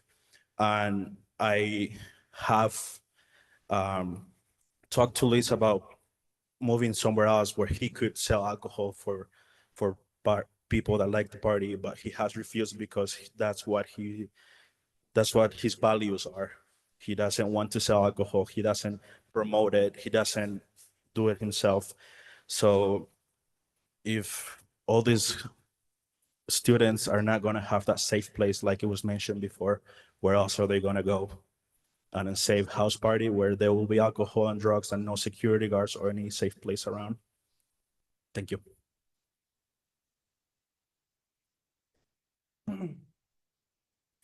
Hi, my name is Camilo Sobarzo. I live here in Provo.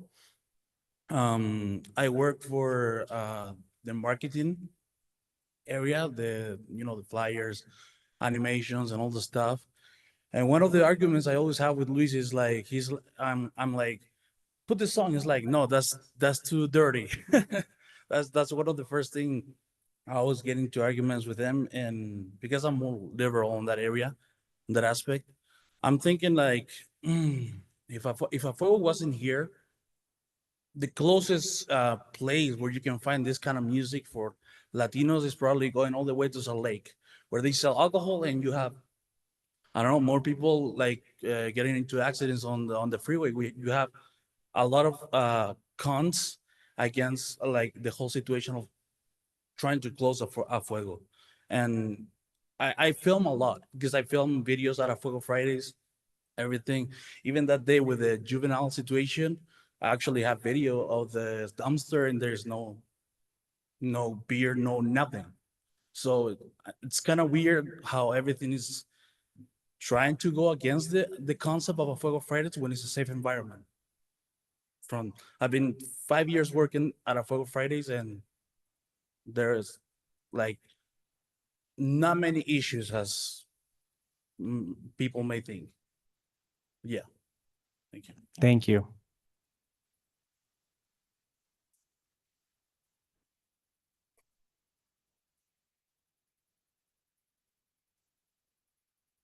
Hi, my name is Angela Lopez. I live in Saratoga Springs.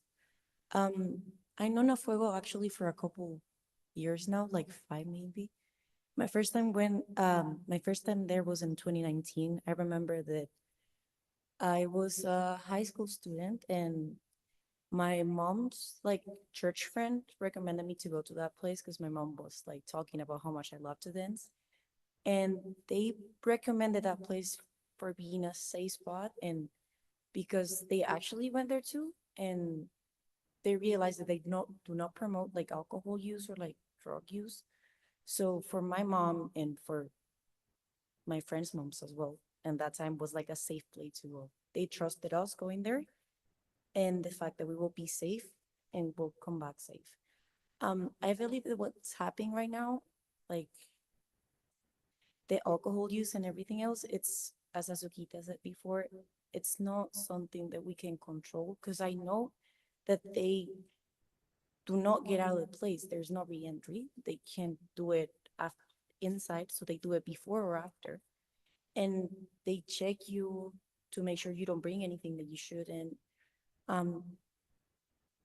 I understand the worries of the city as well, because nobody wants to lose the safety and the peace in your hometown, but I don't think it's something that we can control without advice. At least we tried a lot of things. They tried a lot of things. I've seen it. They changed a lot. There's a lot of signs. There is a lot more compromise on it. But even so, I still believe that it's a safe place. At least for me, that I've been there for a couple years now. Thank you. Thank you.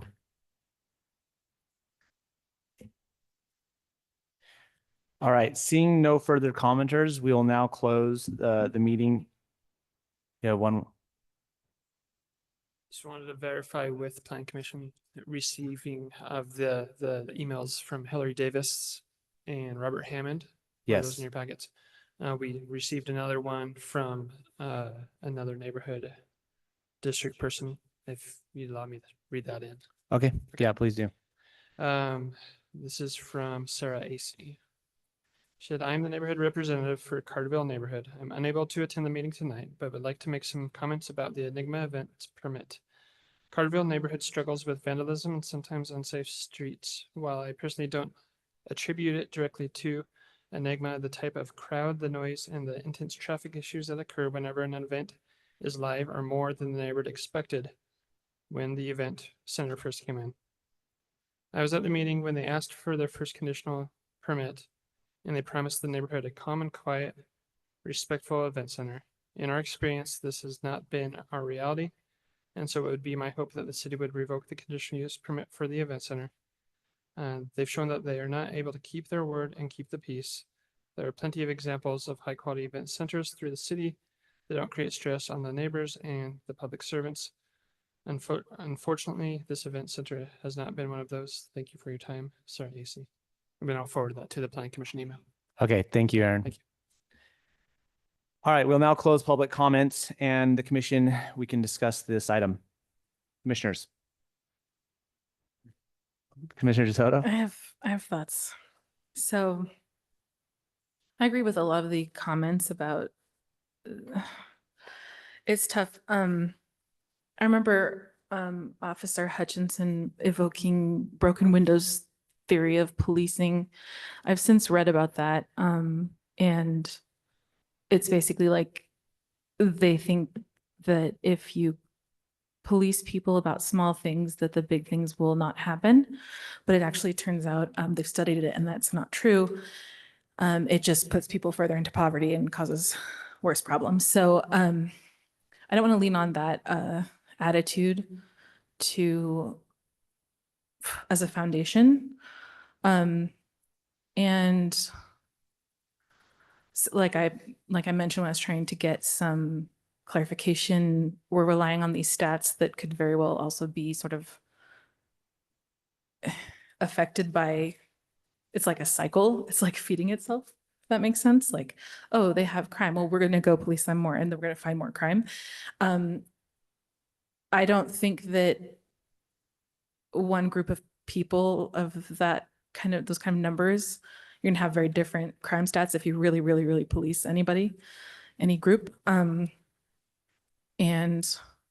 I also, as did one of my friends who was gonna make a public comment, I think, and send it in, but I don't think she had time, but we've heard different city employees on different occasions talk about redeveloping this area. And so I hope it's not a target for that reason, for gentrifying or whatever.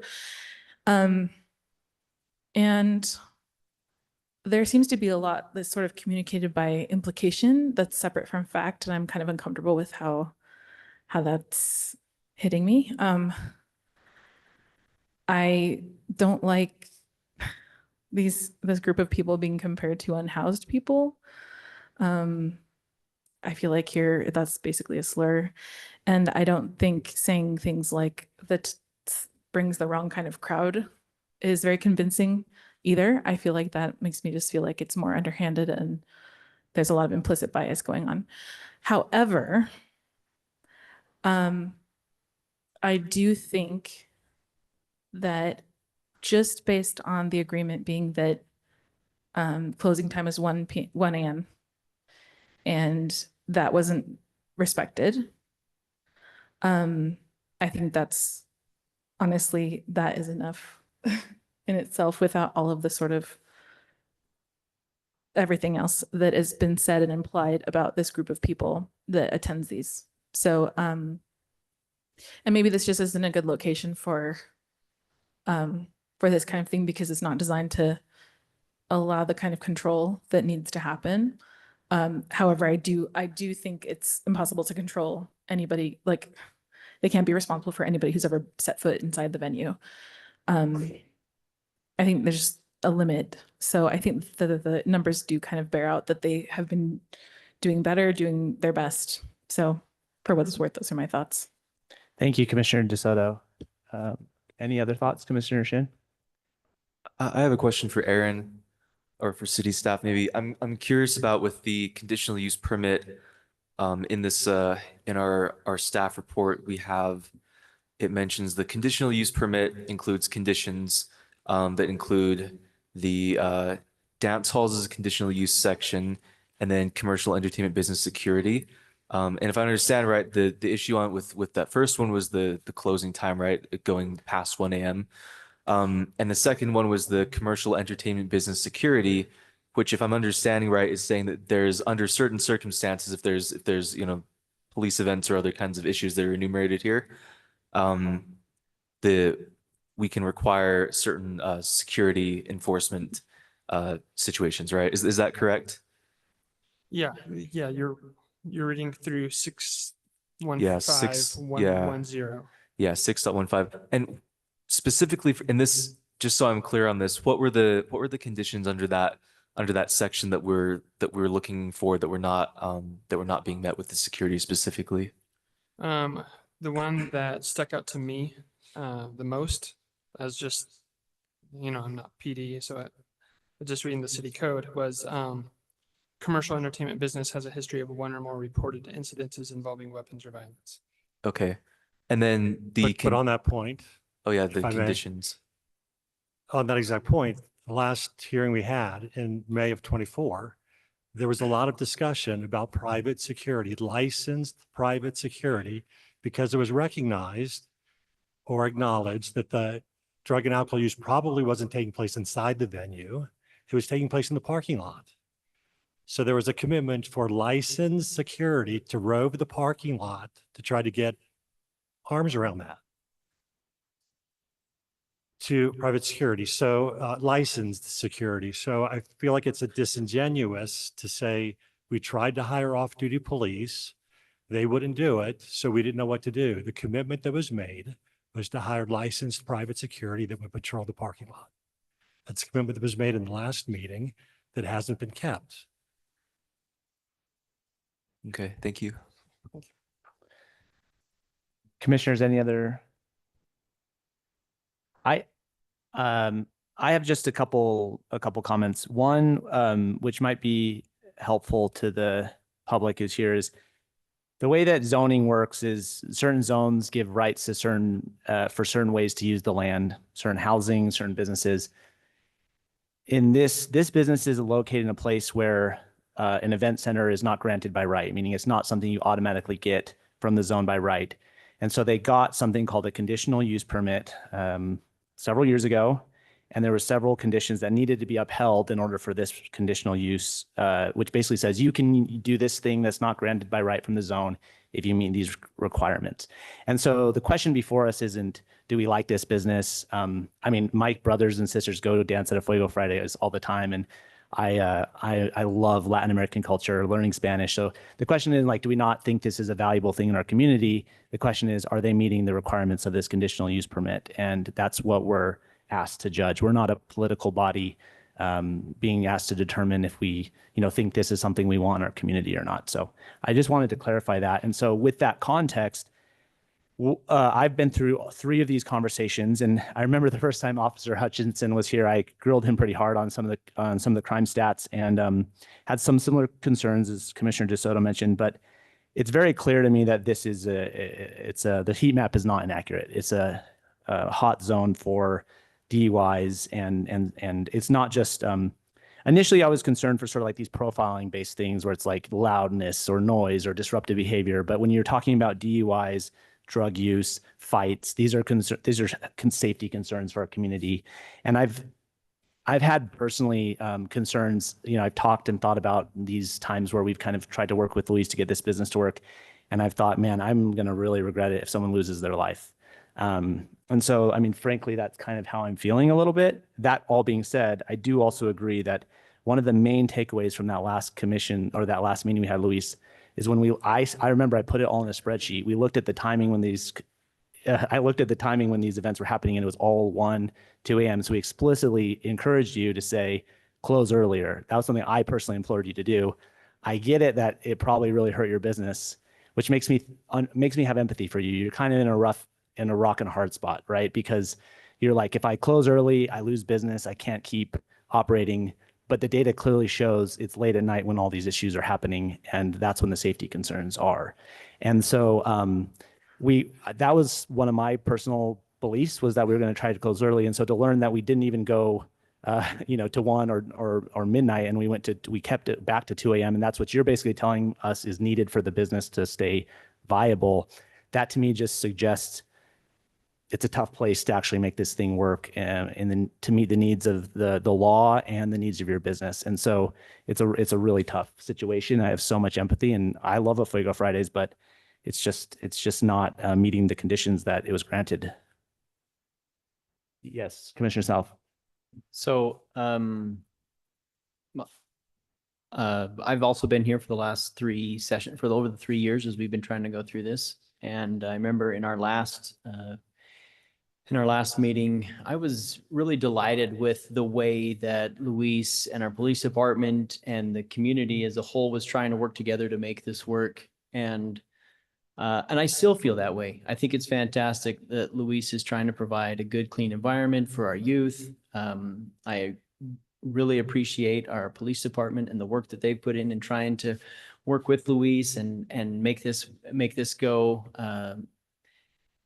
I don't think it's a lack of good people trying to do good things. I think the context and the timing just may not be right. And as mentioned, our position here on the council is to look at that, look at our zoning ordinances and say, does this fit? And I'm just not sure that it fits. Not because the concept is bad, not because, we're not working together. It's just the context just is not allowing it to work. And so, I'm inclined to think that maybe there's a better place, a better way to do it.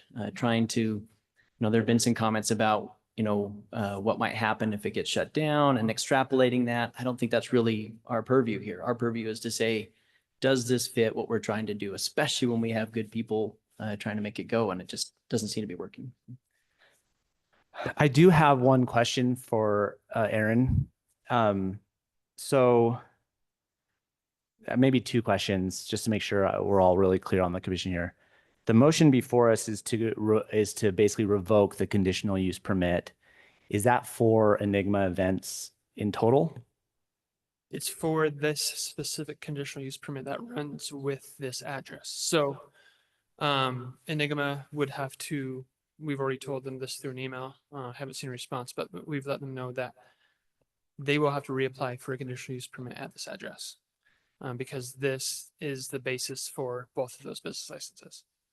Are there the owners of Enigma here? Because I'm seeing them raise their hand. Okay, thank you. We'll come back to you in a second. So in the language of the ordinance, we as a planning commission have the authority to modify these, correct? To modify or revoke a conditional use permit, correct? So is it within our power to modify it such that Fuego Fridays cannot operate as part of the conditions of this permit? I think there's a way of doing that with specific conditions that would, in effect, disallow the continuation of that business. Because where I currently stand is I don't have a problem with Enigma. It sounds like the police does not have a problem with Enigma. I've sat through 3 of these. The issue is a Fuego Fridays. That's really where the violations of the conditional use permit are coming from. Those are the findings, yeah. Is there a way for us to make that happen without requiring the business owners to have to go through the whole process of getting an additional conditional use permit again? Yeah, like you said, at this hearing, you have alternative actions. You can modify the conditional use permit as you're the approval body for conditional use permits in the city. You can modify this specific one with additional conditions, a changing of conditions as you see fit. How would you recommend us going about that in a way that's To try to mitigate the issues that we're talking about, not to mitigate, but explicitly carve out a Fuego right, Friday? Yeah. right, which is the CUP is set up to mitigate the concerns to health, safety, and Correct. welfare, Yes. right? So we've understood the concerns tonight through this meeting. A lot of those concerns have to do with when the business is being operated. Correct. So just simply cutting that back to a much earlier time could in effect result in that action. Okay. Thank you. Wait, I'm going to correct that or clarify that. Yeah. On advice from the attorney's office, Yeah. they felt that the correct thing to do would be to deny the conditional use permit. If you then want to make a second and vote on that, if you then want to make a subsequent motion to then approve a conditional use permit for Enigma, subject to the conditions of approval for a conditional use permit that are applicable, we would be okay with you doing that. But I think it should be 2 steps. Okay. Deny, revoke, and then reinstate. Okay. Thank It's you. a much cleaner way to do it. Yes. Thank you. Thank you. Do we have, Thank you. sorry, do we know what those conditions should be? Do we need more time to kind of figure out what that language should be, if that's the path forward, or do we? If you'll just refer to the conditions of approval for a CUP for attachment 2, right? Which code section is it, Aaron?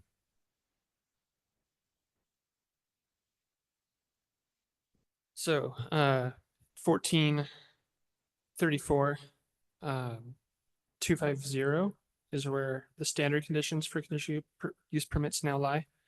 But I would also refer to you to the report of action from the conditional use permit in question and adopt those same conditions if you're going to make that action. With the added of more restrictive hours of operation. Correct. Correct. Okay. Thank you. Commissioners, that's kind of what I would be inclined to do. How are we feeling about that? Following Director Pepperoni's protocol. Yeah, I'd say just kind of stepping back a little bit.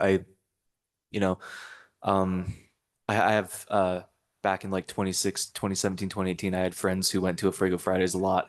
I know it was for them a really a very important and cultural event. They had a lot of fun. It was a good place. I feel a lot of I do feel very sad about like the idea that we would lose that for all the reasons that people have said. And I recognize there's like, just sharing my thoughts on this and my feelings is, it's a difficult situation to talk about,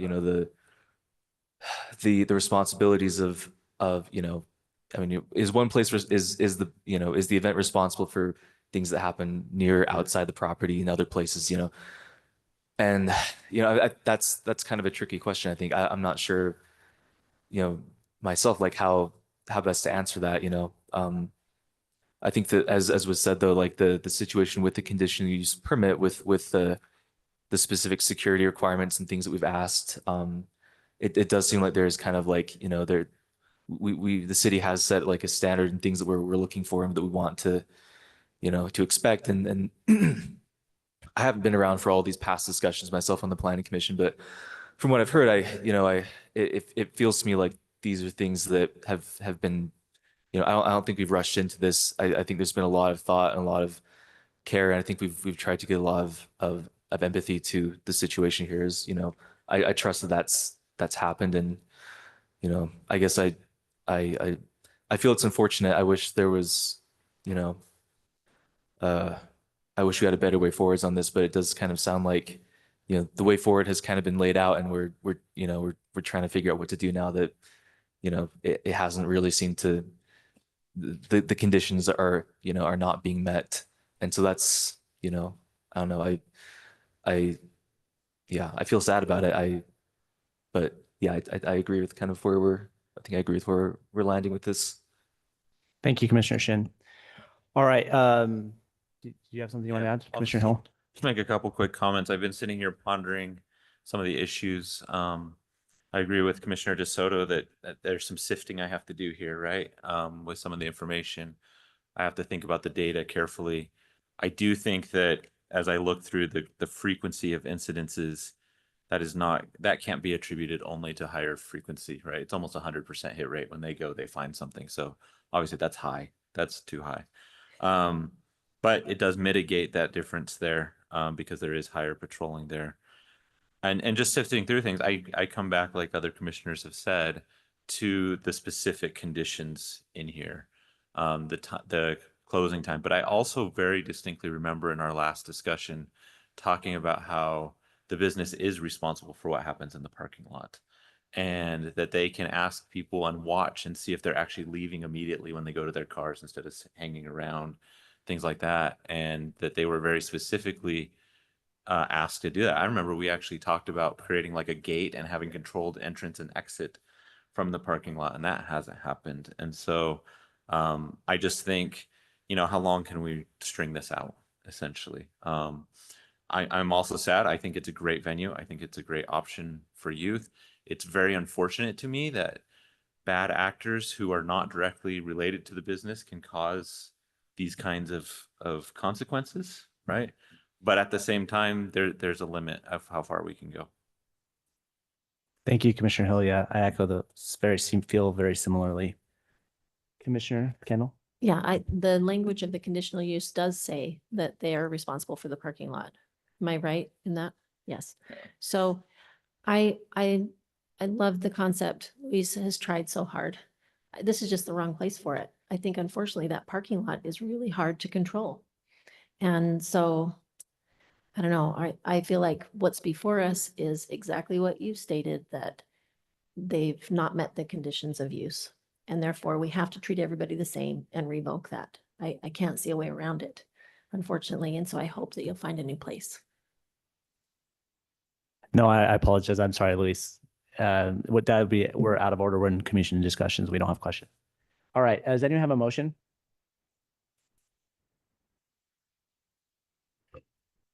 This is two separate motions. I might need some help on the second one. I think what I would recommend is let's do the first one. Yeah. Discussion on the motion, then we'll try for the second one, have some discussion, make sure we land it. Okay. I move that the Planning Commission grant the proposed revocation of the conditional use permit for item 1 for a dance hall in the CG General Commercial Zone located at 1700 North State Street. Do we have a second on that motion? I'll second. Any discussion on the motion? All right, let's vote. Commissioner Kendall? Aye. Aye. Aye. Aye. I'll also sadly vote aye. That item or motion passes unanimously. All right, so now we're talking about a second motion, which is to re-grant this conditional use permit with a condition around hours of operation that would limit El Fuego Fridays basically from operating. So there's kind of two ways you could do it. One is you just close at 8 p.m. on Fridays or something like that, 9 p.m. But Or daily? Should we consult the owner to ask her what? Well, I also might just ask, I don't know what this does for Enigma, but maybe it's not a bad idea to have them come back and redo a conditional use permit rather than us doing it right now. If there are other situations or conditions that ought to be looked at with planning staff. I don't know, Well, Mr. Ardmore, do you have any comments on that? I'd be curious what the burden on them would be. Yeah, before Aaron comes up, the thing that I want to just clarify is I don't want to make their business illegal for the next week or 2 weeks, or Yeah. I don't want to put that burden on them. I don't Yeah. think it's fair, and I'd rather just hash it out right now. I suppose they could always come and bring an amendment to it, and we could see that if they want it changed, but they could operate in the meantime. Is that? So I'm sorry, Aaron and I were just talking about this. We could have Enigma go ahead and reapply. We wouldn't charge an application fee. We can issue their CUP in an administrative hearing, so it wouldn't have to come back to planning commission. So we agree with the planning commission that we're trying not to penalize Enigma. So we can try to make this as painless as possible, but we could do a process like that. Would they would still be able to operate in the meantime? Is there like some kind of grace period, or, because I also don't want to put them in a position where them operating their business this week is illegal. Are you going to be operating this week?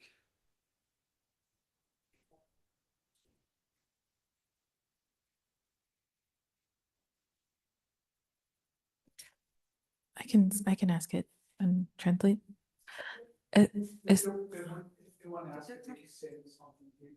Oh, okay. No, actually, no, I don't know. Okay. But we may ask you some questions here in Yeah. a second. Yeah, I was gonna say, if we ask them specifically Yeah. that question, then it should be okay.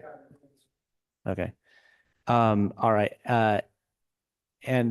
Okay, we actually have a few, you can come up, we'll ask you a couple questions. I just want to be clear, it's not like to give a speech or a defense. We just want to make sure we're asking questions. Okay, so for the record, they do have business happening this week. So one question I have is, we are proposing adding, so I just want you to be clear, we want to help you keep your business open. So that's clear. Does she understand that? Okay. So what we want to understand is we want to try to add a condition to the conditional use permit that basically allows you to continue to operate with minimal disruption to your business, but without allowing a Fuego Fridays to operate. So my just proposal would be adding a close time on Friday evenings at 8 p.m. Well- How do you react to that? They agree with that. They're willing to do whatever you guys ask. And because of the whole district forever, they're saying they can support anything you guys want. Like if you guys say 7 p.m., 6 p.m., doesn't matter. So they'll do whatever you they guys don't, want. but when does a typical, what is your typical hours of operation for days outside of Friday happen? ¿Cuáles son las horas que? Okay, sábado, Saturdays? 3 de la tarde, 3. 1:00 Saturdays, they open from 3 p.m. to 1 a.m. Domingos, Sundays, 3 de la tarde, 12:30 p.m. 3 p.m. to 12:30, but typically they don't have too many parties on Sundays. And Y they, entre semana hasta las 12. 3 de la tarde, 12 de la the weekdays, they're open until midnight. Okay. But she wanted to tell you guys whatever you guys decide, they will support the city. Whatever they see you guys, they're with you guys. Okay, thank you. Gracias. I have a question. Yeah. Would you have events then on Fridays instead of a fuego and need a later time, like midnight? No. Okay, sí, no va a estar a fuego, yo voy a hacer un She's, hello, sorry. They don't get a lot of Fridays, but they may get a Friday. But they do it the same hours. from- Midnight? Okay. A las 12:30, 1 o a la hora que ellos me den Whatever permiso. hours you guys tell them to close, they will close. But Okay. typically, if they have an event on Friday, like a birthday or whatever, is until 12:30. Thank you. I have one more try, and then we might have to do this administratively. What if we just added a requirement to not sublet it? Is that permissible? Like it just basically has to be owner occupied events or owner. Only owner. Yeah. I think that's probably the easiest way to solve this problem.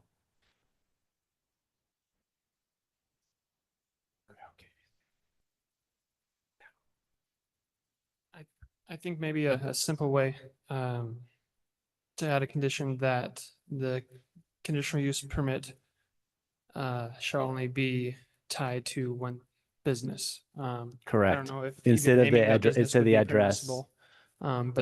But that'd be an easy way to not have to kind of deal with the question of hours. I love it. Okay. That's a great idea.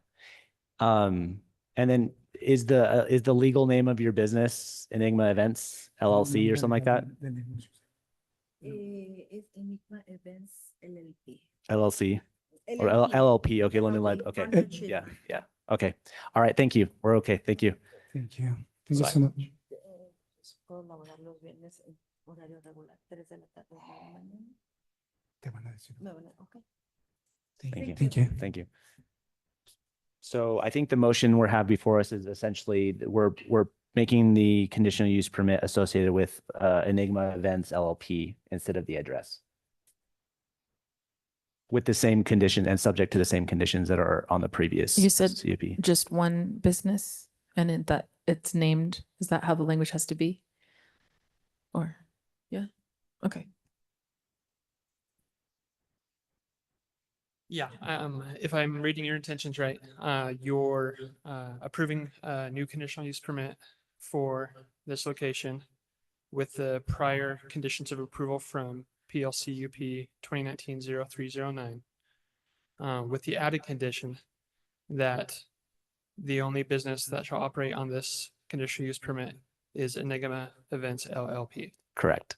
That is exactly right.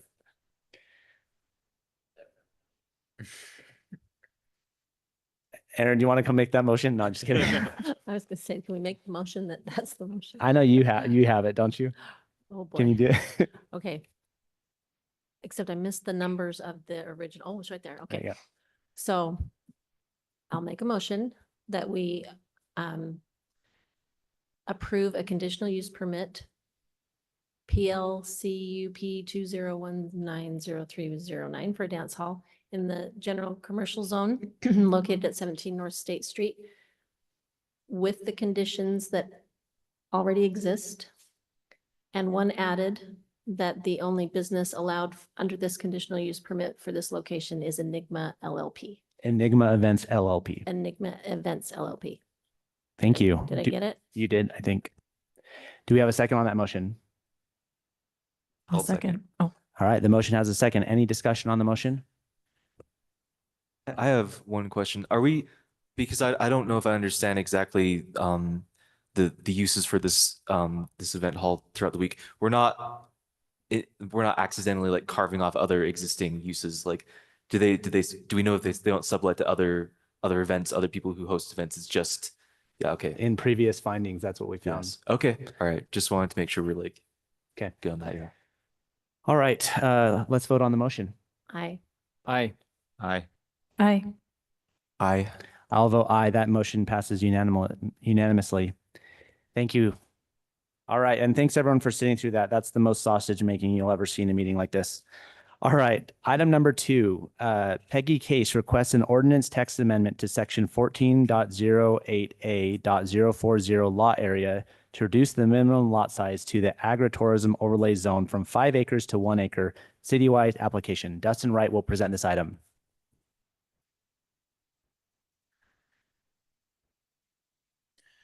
All right, thank you. So, yeah, this item, the agricultural Agritourism Overlay Zone was created in 2023. And the applicant tonight is requesting to modify the text in that ordinance to allow them to help move forward with plans that they have to be able to rezone an acre of land that they have. So right now that overlay zone does not allow for anything less than 5 acres to apply for that overlay zone. And so they would like to have that reduced. And so here's the proposed text that they have provided that they'd like to make the change in the ordinance. So this is the request before you tonight to make that change from 5 acres to 1 acre. So if this is approved, the applicant would still have to come back, get a rezone to get the agricultural zone and the overlay zone for their property. The same would be true for any other properties that would want to apply this overlay zone. They'd have to come in with a rezone application. So we don't have any others currently in the city that have this overlay zone applied to them yet. So that's essentially what this one's looking at. I'd be happy to answer any questions that you might have. Do we have questions for Mr. Wright? I think we're good for now. We'll call you back up if we do. Is the applicant here to present? All right, I do not see the applicant, so we will now open the hearing to public comments. Are there any public commenters present? Okay, please come forward and state your name for the record. You'll have 2 minutes to make your comment. I'm actually the district chair. Okay, then you get 3 minutes. I won't need 3, but my name is Brooke Barnes. I'm the district chair for District 3, and I represent the Lakewood neighborhood. So I put this out to our neighborhood through Facebook and talking with people. As a general response, it was very positive. I think our area is very open to agritourism as a way to keep some of our farms and our open land down in Southwest Provo. I think the only concern that came up from a few people was taking taking it down from 5 acres to 1 acre could potentially put people closer to agritourism, which could potentially cause issues with perhaps parking or noise or things like that. I think that was the only concern was making that smaller. We wouldn't have an issue with this particular thing, but making it citywide could give potential problems with people being kind of right up against a business venue. But other than that, like I said, the response was very positive for my area. Thank you. Are there any other public commenters? All right, seeing no further commenters, we will now close for public comments. I just want to add for the record that the commission did receive a couple community letters on this item, and we have received those and read them. Commissioners. Commissioner DeSoto. I was surprised that staff recommended down to 1 acre. That seems quite small.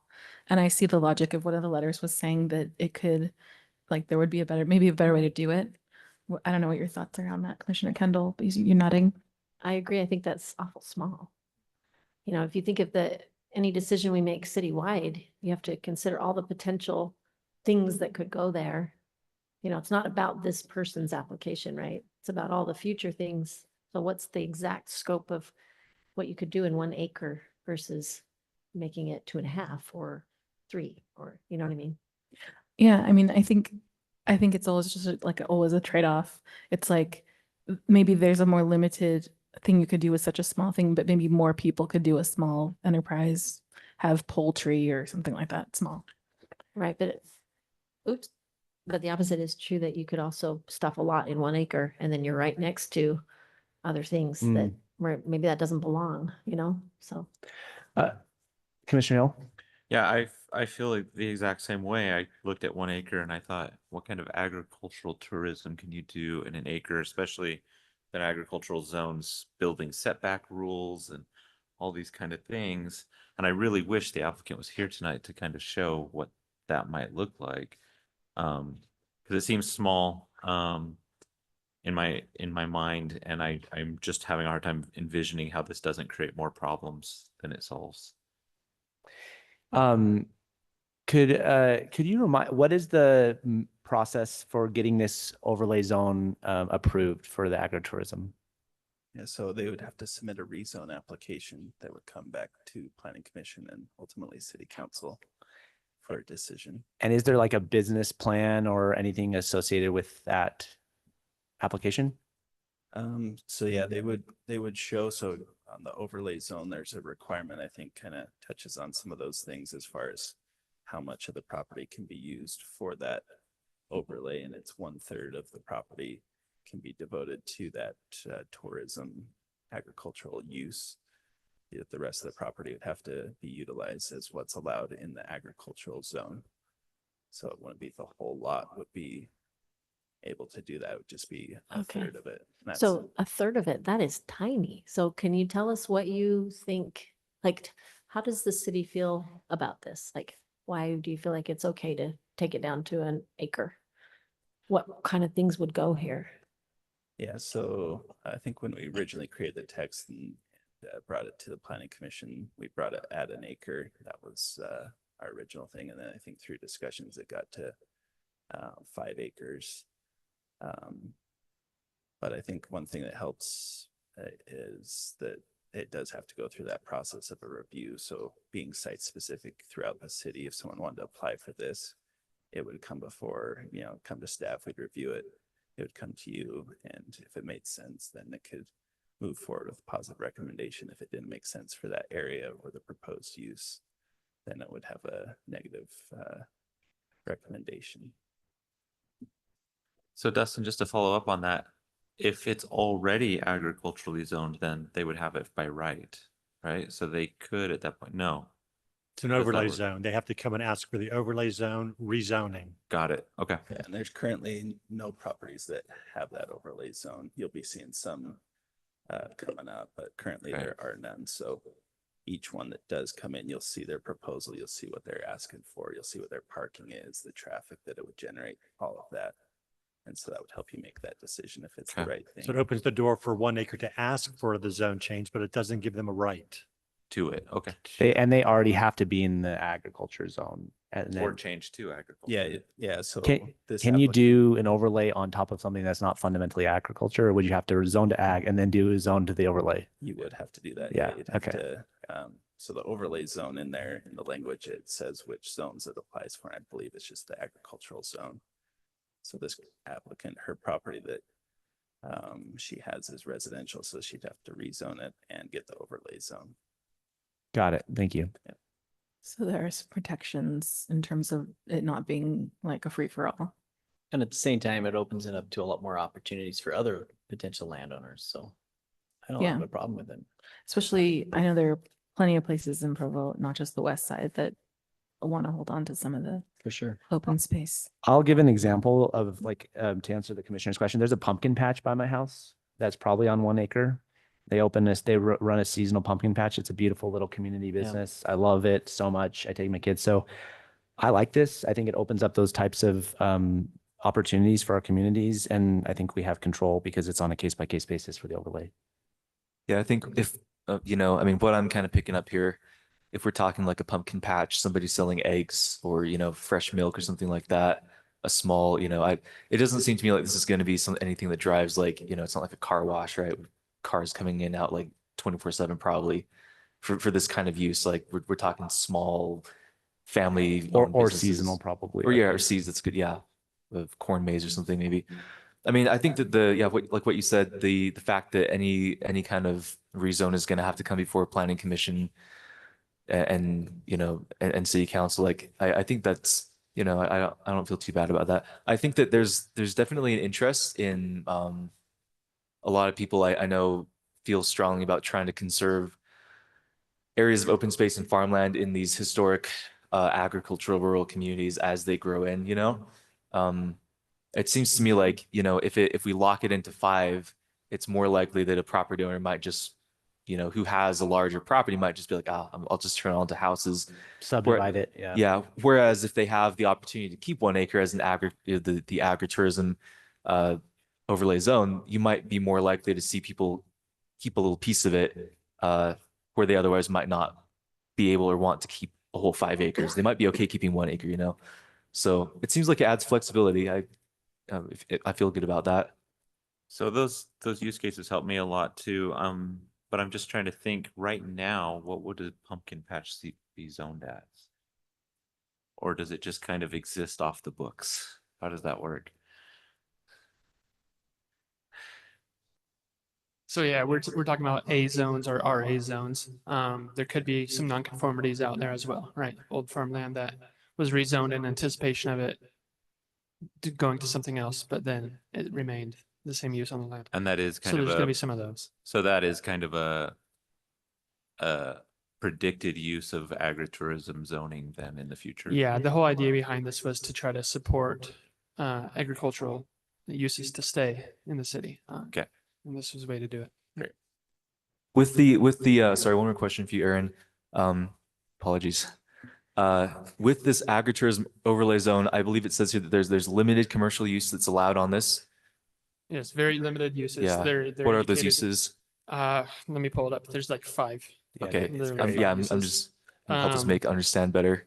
Yeah, let me pull that up real quick. Sorry. Is pumpkin patch one of the 5? That's already permitted without the overlay. So Oh, I didn't know that. Okay. I think you're okay There you there. go. Let me. It'd be hard to have a pumpkin patch on a third of an acre. Hey, you can do it. It's a small Stack 'em. pumpkin That's patch. a small pumpkin patch. I'll come back up when that loads. It's. I mean, I guess that can be part of the discussion is I like these discussions to question if what can appear as arbitrary numbers are the right numbers, right? When we create limitations like this. Is 1 acre the right number though? Or especially with 30% of it being there, maybe it's 2 or 3 kind of thing. I don't know.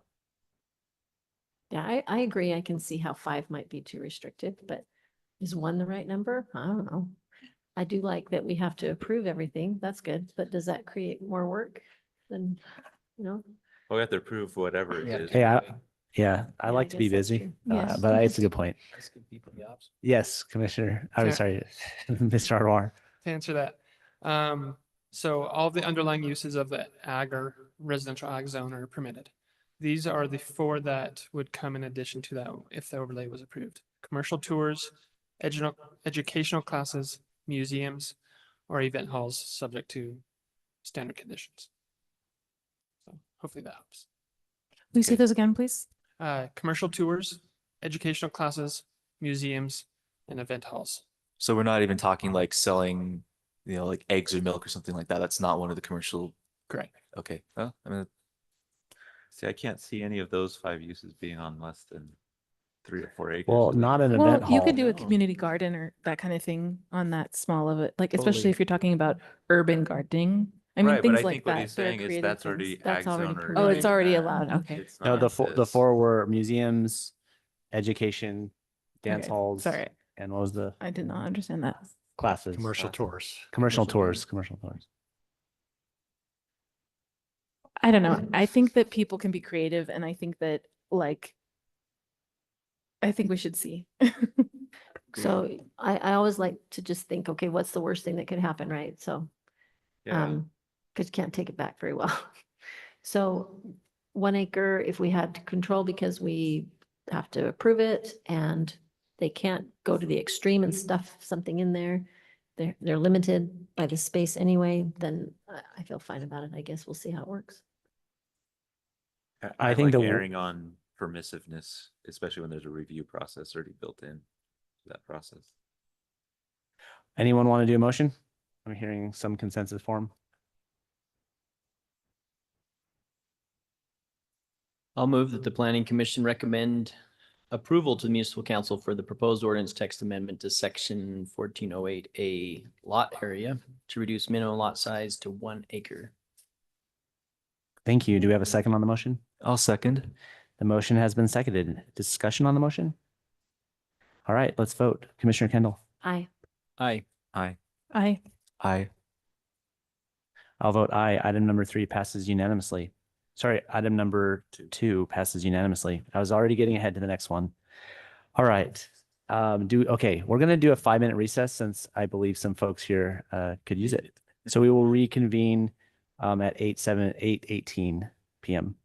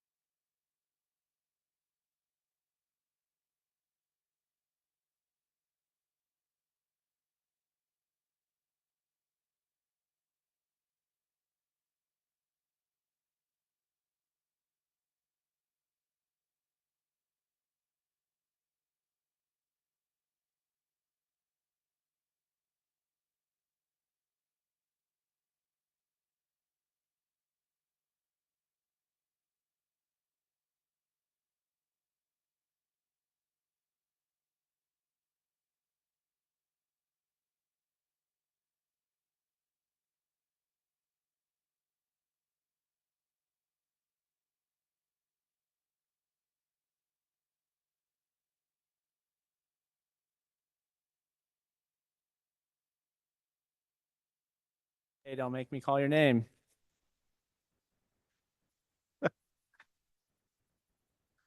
All right, item number 3, Tom Taylor requests an ordinance text amendment to section 1416.020 permitted uses to add group quarters as a permitted use in the PO professional office zone citywide application.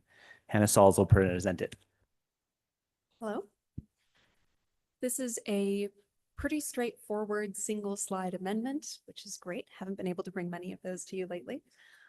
This serves the exclusive purpose to add use number 1200 in our land use codes for group quarters, with the added clarification that this applies only to PO zoned parcels with frontage on Center Street, and it cannot be in a home on the historic registry. 1200 for group quarters is an existing land use already in our code. It's not currently permitted in any zones, not because we have any problems with it as a use, just because it's not been a common land use lately. It is intended for dormitory style housing, individual sleeping areas with communal facilities like dining or kitchen. This is the only area in the city in which this specific text amendment would apply. The PO zone with frontage on Center Street. It is not a rezone. This did not have to go to a district meeting, but we did reach out to the district and got some early feedback. They mostly wanted to know how it affected the zone, why it wasn't a rezone, how the text amendment differed, and what group quarters meant. They also wanted to ensure that the historic character of the area was preserved, which we hope to address with adding the preservation for historic homes. We agree. A few also liked the idea of reusing the existing building, which hasn't been occupied in almost a year, and before then was already a little bit run down. Oh. There is a proposed project that will be following this this text amendment. The text amendment was brought to us by the applicant who intends to do the project. They're on 256 East Center Street. The building is highlighted right there. If you look at this map, it's between 200 and 300 on the south side. You see a long, thin white building. That's a close-up there. It would be an adaptive reuse of the former assisted living facility, which was designed for 34 residents. They're proposing 20 residents in private rooms. They're also proposing 20 parking spaces. From staff's perspective, given the target low-income demographic and also the very close proximity of transit, we feel that 20 spaces is more than enough. This would not be exclusive to students despite the dormitory style setup. It fills a good niche in our community that has been kind of missing of small scale, affordable, low income development for students and young working professionals. It's also, as I mentioned, well connected to cycling and transit routes. It's within a mile of 2 grocery stores, the bus stops, the UVX stops, as well as BYU, and also the downtown and startup employment areas. We do have a specific goal in the general plan as well to add density around downtown to help with downtown activation and bringing more people walking and living around downtown. In addition to that, it fills 14 other specific general plan goals numbered. Those are all outlined in staff analysis C, but focusing specifically on affordable mix of housing types, this small scale infill development and rehabilitation of existing stock.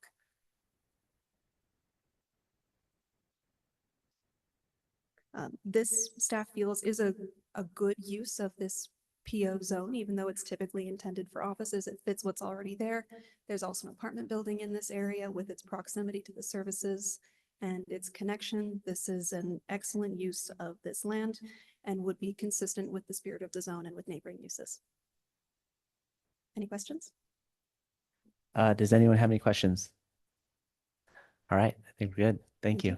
Oh, sorry, one question. Sorry, thank you. I apologize if I missed this earlier. The PO zone, are there other parcels in the city that have this PO zoning, just this area? Other parcels are zoned PO, but none are zoned PO along Center Street. Oh, I see. So that's this is only where- for, okay, just this for is the only PO area along that meets Center both Street. criteria. Gotcha. Okay, thank you. All right, thank you. Thank you. Is the applicant present? All right, you're welcome to come forward. You will have 15 minutes for your presentation. When your time is up, you'll hear a ding and the microphone will be muted following your presentations. If we have questions, we'll ask them at that time. I mean, 15 minutes, but 5 minutes would be good. I think I can do it in 2. Amazing. There's Anders, my son, has had this vision of having an urban dormitory. We run the startup building and the Bright building, and we've got a lot of really vibrant young people who are pouring their heart and soul into small businesses. They're looking for a place to sleep. They don't want to be sleeping with 5 other people in the same apartment. They're ready to be in a room by themselves, hopefully with some of their friends. But, you know, this just looked like such a fun, creative, adaptive reuse.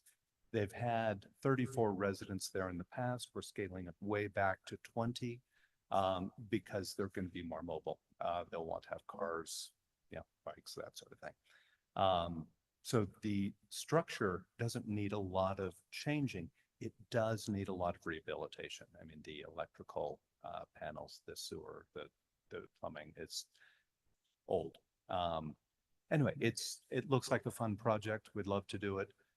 And this is what we need to get it done. All right, thank you. Any questions for the applicant?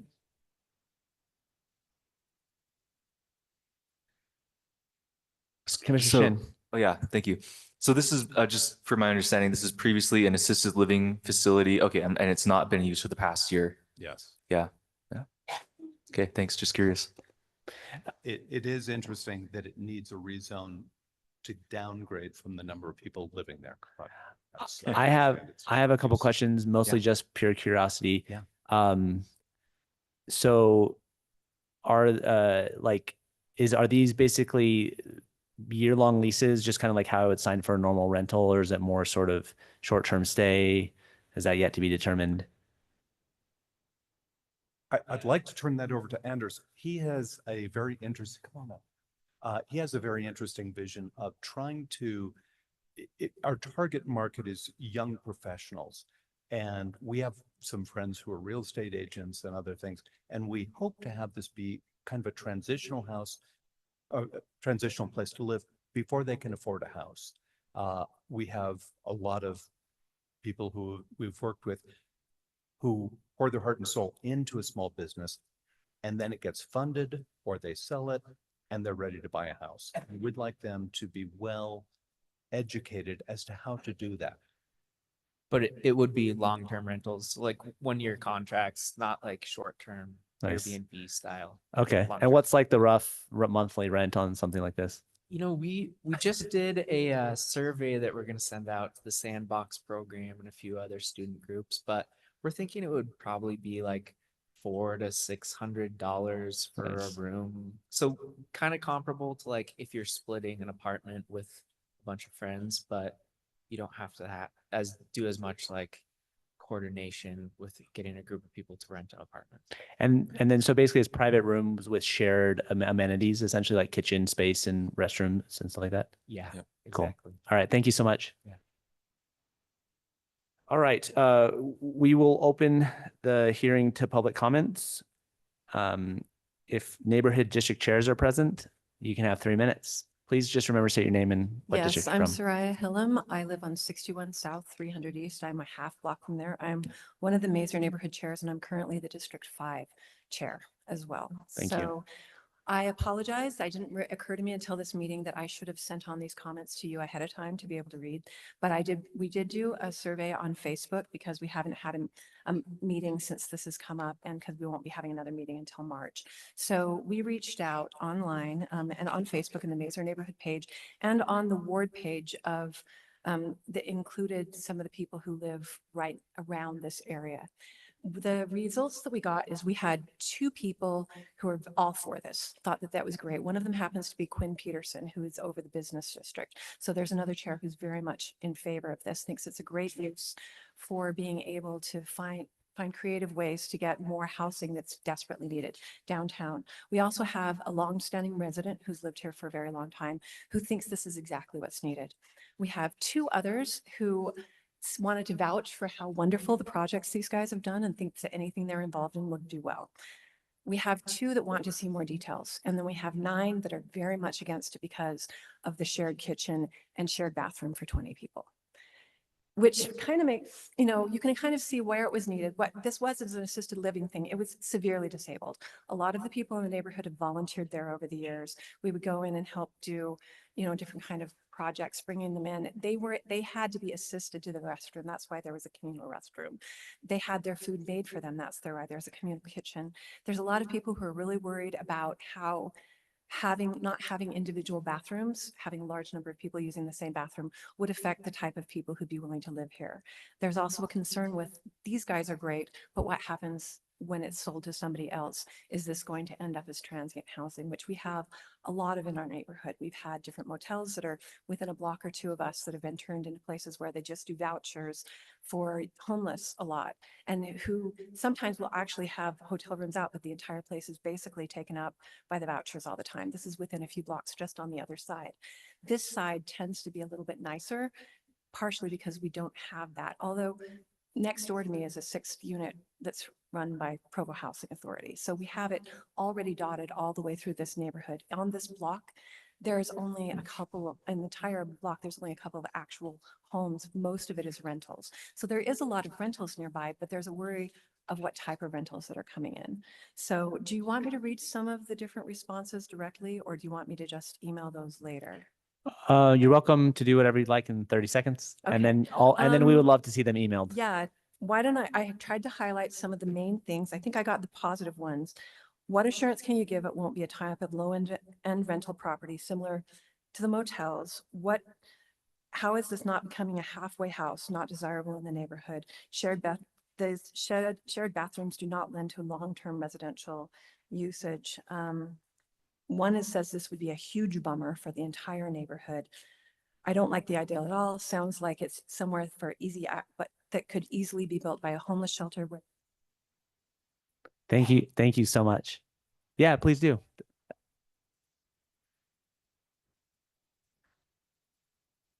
Okay, thank you. All right, we will open the meeting to general comments. If you have a comment, please come forward. Oh, we have another. Are you still a neighborhood district chair? Okay. All right, 2 minutes. Please remember to state your name and where you live for the record. Sharon Mehmet, and I'm in Northeast Provo. But so as you do this, and it sounds like a fun idea, because as I have single adult children looking for places, I would hope that there'd be more than one bathroom for 20 people personally, but whatever, your project. My question would be is, since it's already in code, it sounds like I'd be curious to hear what are the definitions for group quarters? What could it become if somebody wants to apply this somewhere else in the city? What are the requirements for parking? I'm going to bring it up because if I wanted to go visit my children living here, would there be a visitor parking spot? So that would be kind of my questions. What are the rules per bedroom, or what are the rules? I'd be curious to see what some of the outlines are, what it could become in the future if they do leave, when they leave someday. Thanks. Thank you.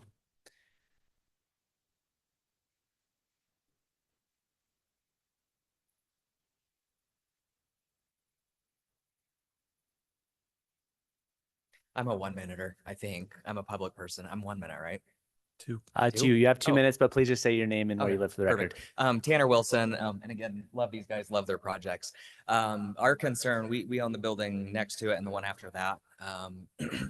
This is a professional office zone for the most part. So we've got a little photography company, a women's health clinic. This would be wedged in between next to a dental office. Across the street is Aspen Ridge Management. So you've got all of these different like business buildings, and almost all of these have poured, including us, tons of resources into trying to revitalize some of these older buildings. And so the concern is that with how much I know I've worked or seen them sweat on their projects, right? To see us work so hard on some of our business revitalization projects, to have kind of an experimental thing that might be, as previously noted, bringing in a group of people that might not be, again, I don't know who wants to rent and share one kitchen. We just all have a lot of concerns about how that would affect all of the surrounding labor that's gone into this. I did also used to live right in that little area. And I've been contacted by about a dozen people that live on that 200 East Street, the historic district, that they're worried that there would also be an increased transient problem. The transient problem is a real concern. With our two buildings, within the last week, we've had our chain link fence cut. We continually have to have the police come and bring people out. And so we're kind of worried that this would increase potentially the kind of draw of that type of community. So. Thank you so much. Appreciate it. Looks like we had one more commenter.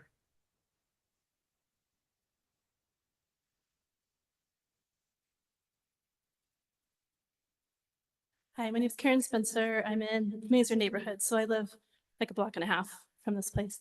I just came to observe, actually. I didn't intend to make a comment, but it's been really interesting to see the meeting go forward and how things work here. I have some of the same questions others have had. First, getting a clarification on the definition of group quarters for what it may end up turning into in the future or what it may mean elsewhere.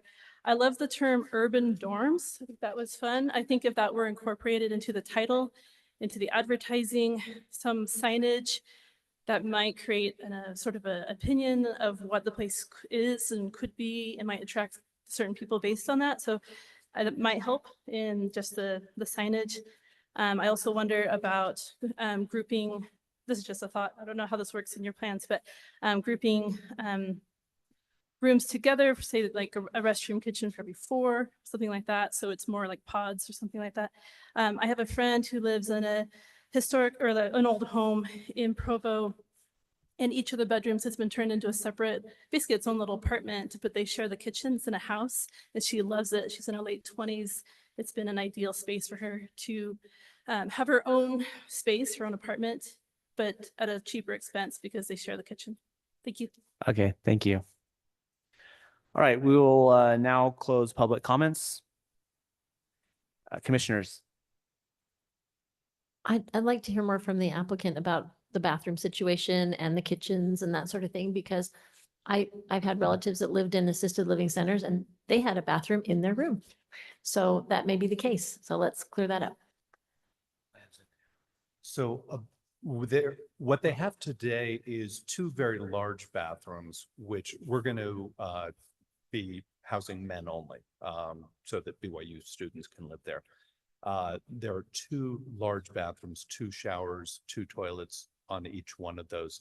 About half of the bedrooms already have a bathroom. And let me jump in real quick. The kind of the thought is it wouldn't just be a bathroom that would be shared by everybody. It would be like individual toilet rooms, individual shower rooms. So you kind of step into a dressing room, take your shower, step out, get dressed, and be able to walk out. So those 2 bathrooms would actually be 4 showers, 4 toilet rooms. And there's a couple other bathrooms in the building as well. That's right. I'm a big fan of youth hostels. I do a lot of traveling, and we would use the type of layout that they have, which is the shower space is to yourself. I mean, it's not, would be doing some adaptive space. Very, very private, less like, I mean, more like a youth hostel and less like a locker room or something. Locker room. Exactly. No. The kitchens, we're looking at putting a small kitchenette in each room, so that they'd have a small refrigerator for milk, cabinet, hot plate for, just basic things. Many of the people that we've interviewed and chatted with really want to kind of have their room be their apartment, but they want public space also. I don't see a lot of them using the large commercial kitchen that's there. If they were having a party or, a social or something, that would be the case. Thank you. Oh, sorry, you had a question? Yeah, out of curiosity, how large are each of the individual private rooms in this 150 building? square feet. 150? Yeah. Okay. I heard, and I really agree with the concern that if we leave, that it would become an unattractive space and attract people that are not compatible with the neighborhood. If there's anything you can suggest as to how we can work that into the ordinance, I mean, we don't want to see that happen either. And I would also add, there is a bit of a transient problem right now. The current owners of the property, it's a REIT from back east. And they, their real estate agent can't really keep people out of it. So he has invited the Provo City Police Department to come train in the facility like 3 times a week so that each time they train in there, they can kick people out. And so we would love to get going on some construction and really invest a lot into it and make it a very nice place that would really improve the neighborhood. Yeah. I have a couple questions here. The floor plan that's in our report, is that the current design or is that what you're planning on doing? Current. Current. But Okay. also one of the reasons we really like this location is because it's also kind of what we would do. We would just fix it up quite a bit. Right. But it's really laid out nicely from a floor plan perspective. I just see, since there was concerns about number of people in bathrooms, first of all, there are 2 toilets in the women's, 2 toilets in the men's, right? Yes. Yeah. There's 2 rooms that seem to have their own toilets with that stay as Yeah. well. More than that. Oh, so more than that. And then there's another bathroom towards the front. So there are actually Yeah. several bathrooms through here, And then just to there's get that one out there. upstairs and one downstairs. It actually is rife with bathrooms. Okay, yeah, so lots of options there. My biggest question is, how will it be enforced to maintain 1 person per room? Kind of thing, because, as far as units go, you can have multiple people in a room. My understanding is that, well, first of all, I understand that we are contractually obligated to write only 20 contracts. Okay. And if someone brings in a friend or something, is that what you're thinking? Yeah. We're looking at having some kind of like a resident assistant or someone who, because with 20 people, you're going to need a little bit of Coordination. Thank you. And I would just add in, we'd just write 1 lease per room for 1 person. And if they bring extra people in, they'd be in breach of their lease. And so. Okay, so you would put into the lease that they can't have long-term guests, for example. Right. We're on the hook to write 20 contracts. They're on the hook to abide by those contracts. Right. Thank you. I had one question for city staff. Just following up with some of the comments that were made around, just could you clarify a little bit more about what is permitted under group quarters? Like, for example, are short-term stays permitted? How many people, like if there's just any rules around that use? There is currently some ambiguity around group quarters. We Okay. admit that. We are in the practice, currently rewriting the zoning code, as you know.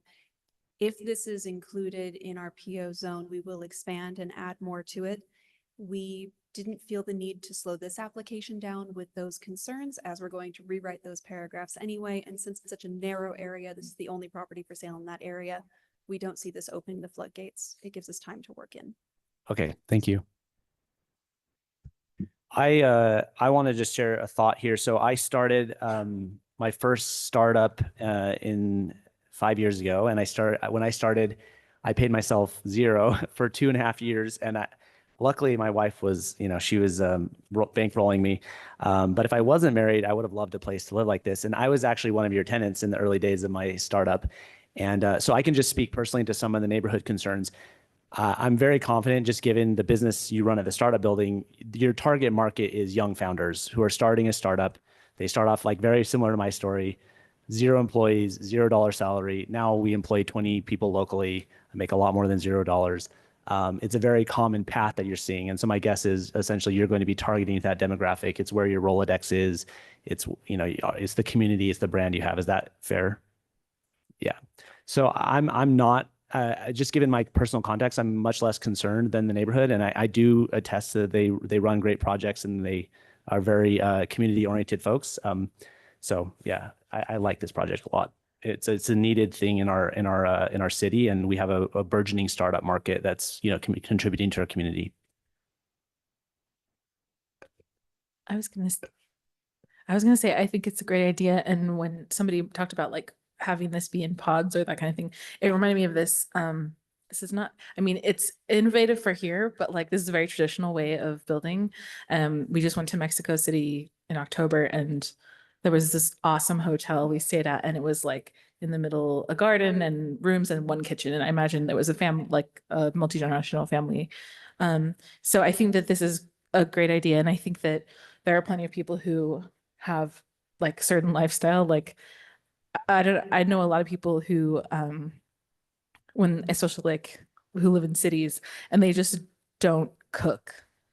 They like keep stuff in their oven as storage. So, I mean, there's definitely people who that's not their priority. I know for other people, their comfort would be like, I have to have my own kitchen. A lot of people actually don't care about that. And so I think even if to me that would be weird, other people are allowed to not think it's weird and they can do that if they want. So I think that's a great innovation. And I think the housing is definitely needed. And I think it's great that you're supporting like, young entrepreneurs. I think it's great.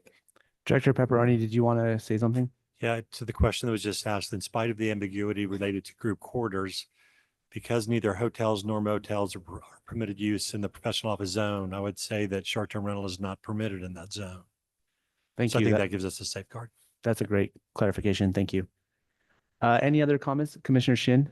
Yeah, I'll just say I think that I think this is a very interesting project. I like the creative thinking, and I think there's probably few people in this room who would be who wouldn't be able to say that they have at some point lived in a shared dormitory housing situation with a bathroom that's shared and a kitchen that's shared.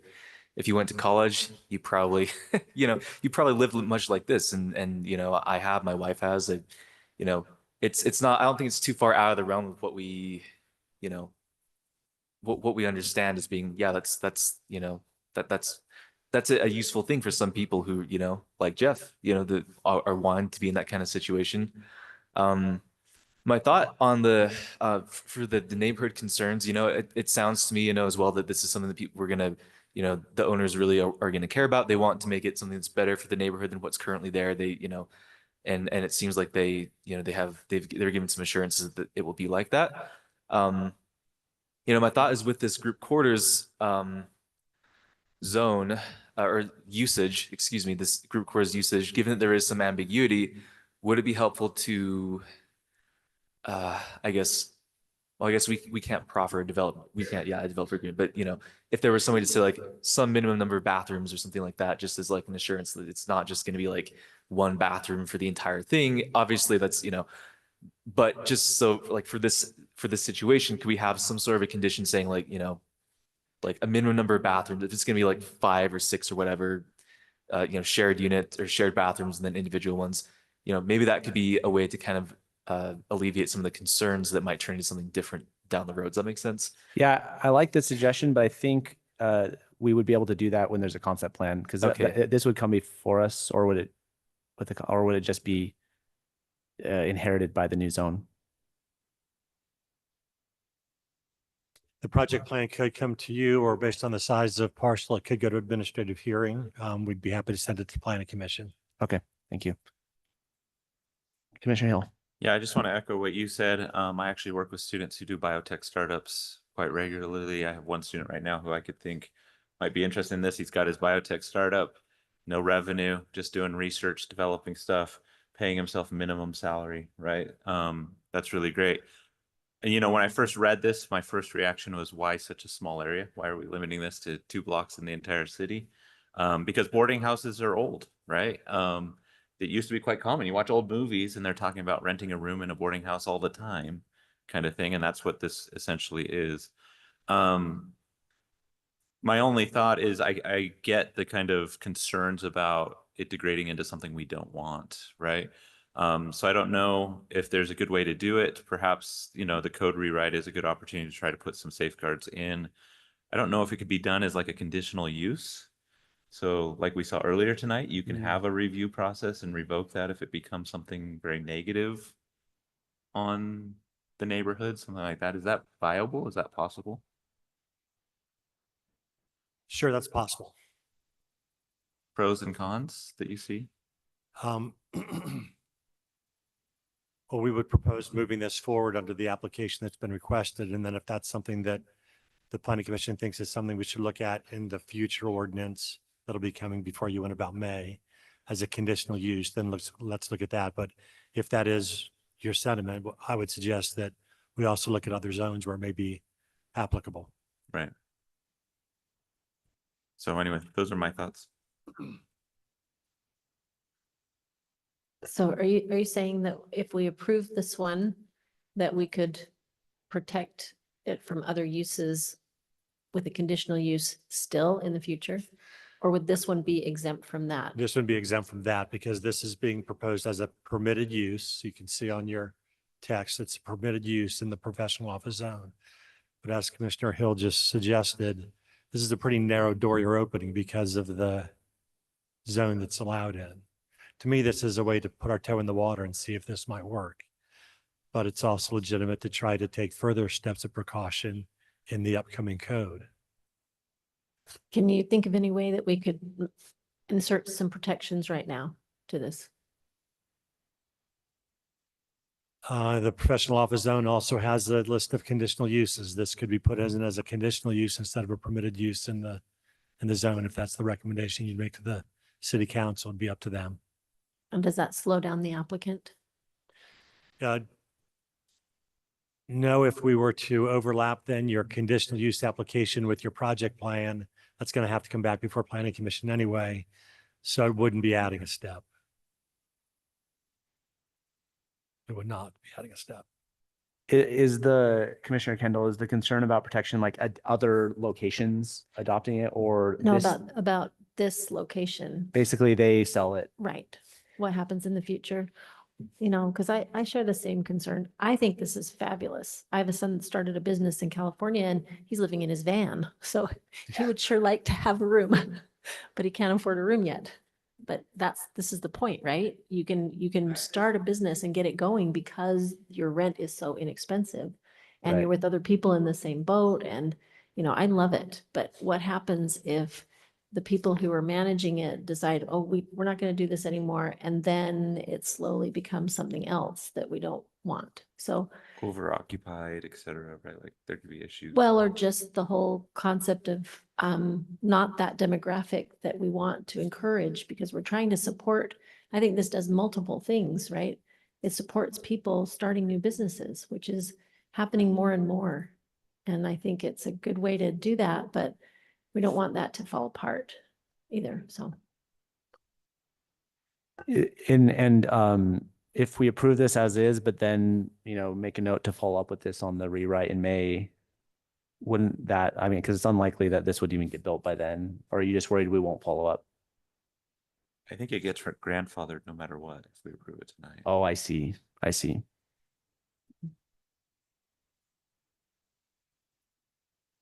So is there anything else that we could do tonight that would help protect that a little bit? I mean, you suggested making that recommendation to the city council. Is that the path we should take? That's a question for the Planning Commission. If you're worried about this, maybe someday becoming transient housing or something that is not the intention, then, but the only way I could see revoking it would be through a conditional use process like you just heard tonight. But I guess where I'm getting confused is if we update the requirements, because we talked earlier about how basically part of this rewrite, we're going to make more precise requirements for the group quarters. They would then be obligated to meet the updated requirements, or would they get this older lax version? I don't know how that works. If they get an application in for permitted use in this zone before the new ordinance becomes pending legislation, they would be grandfathered under the current code. Okay, as it was written at the time. Right, that's right. But it still couldn't become transient application because like you just said, under today, you can't do short-term rentals. That's correct. So I guess it could become semi-transient, but like the definition of short-term is 30 days. 30 days or less. Less than 30 days is Oh, transient. less. Okay, got it. It's short term. Yeah, short-term. I'm less concerned about it. It's a small area where we're looking at doing this. Yes. It's in the heart of our city where we want to have live-work type arrangements. I don't think we need to hold this up and be worried about protections here. I agree. just- If anything, I mean, property values always go up. they'd be improving the property. If anything, the rent's gonna have to be higher in the future. Yeah. Like, I don't really think, I mean, the way that everything else is going for downtown and Provo generally, like, the prices will not go down. Yeah, it's getting more developed and more Right. pricey. I don't see it going the other direction, especially after a large investment. Well, it did make me feel better that he said it wouldn't slow it down. It wouldn't slow the project down for us to make that recommendation. It would just give the option of the protections now on this property. Okay, here. I talked with Bill a little bit. The Planning Commission does have the opportunity to recommend approval with conditions to council.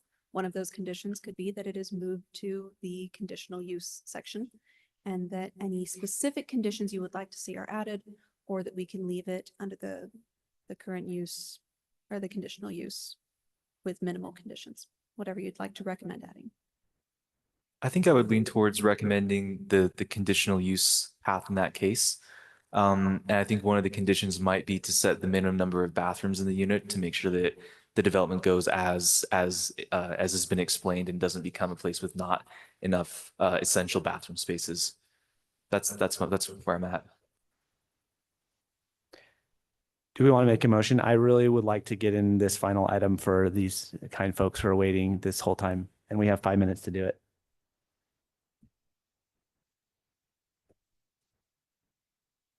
I don't know if I know what to say. I'm sorry. Well, if I make a motion, it'll be just to approve it as is. So we could take a straw poll if you want. If that's I'm my I'm point. honestly kind of indifferent. I don't have a strong opinion. It feels like other folks have a stronger opinion. So, Well, I don't know. The next discussion point would be what conditions. I agree it is one small area. I think it is a good experiment this way. I think we've heard several people with like character references for the owners here. And with some of the protections about short-term rentals, et cetera, I think it's perhaps a little bit less of a concern. And to be clear, actually transient housing is not a bad thing to have in a city. The only concern for this particular spots would be the businesses next door, right? Is this right. the best That's spot for the, that, yeah. something like that. But so yeah, I'm comfortable going forward. But if you'd Me like to too. make a, No, I'll- I'm the only one that's wanting to. I mean, I just think make I sure, think but you had it's fine. Adam over there with you. It's okay. I could go. I'm I- convinced. It's fine. I changed my mind. I mean, I think they're gonna do a great job and hang on to it. So we'll just, there we go. I mean, they've ran the startup building for a long time. They're very invested in the community. So, all right. Would someone like to make a motion? I'll make a motion that the planning commission, I move that the planning commission recommends approval of the proposed text amendments to the Provo City Council for item 3.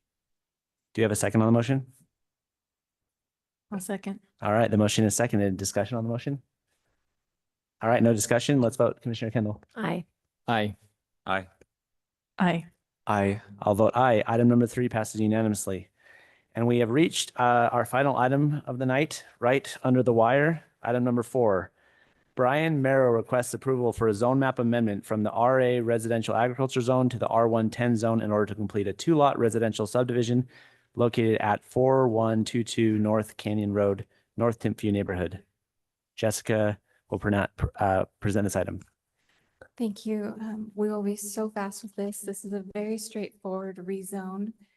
Here's an aerial map of the property outlined. That's the area to be proposed as rezoned from residential agricultural to R110.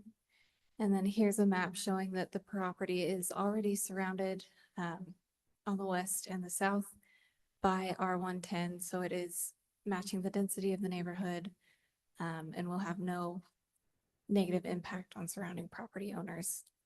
Are there any questions? Any questions?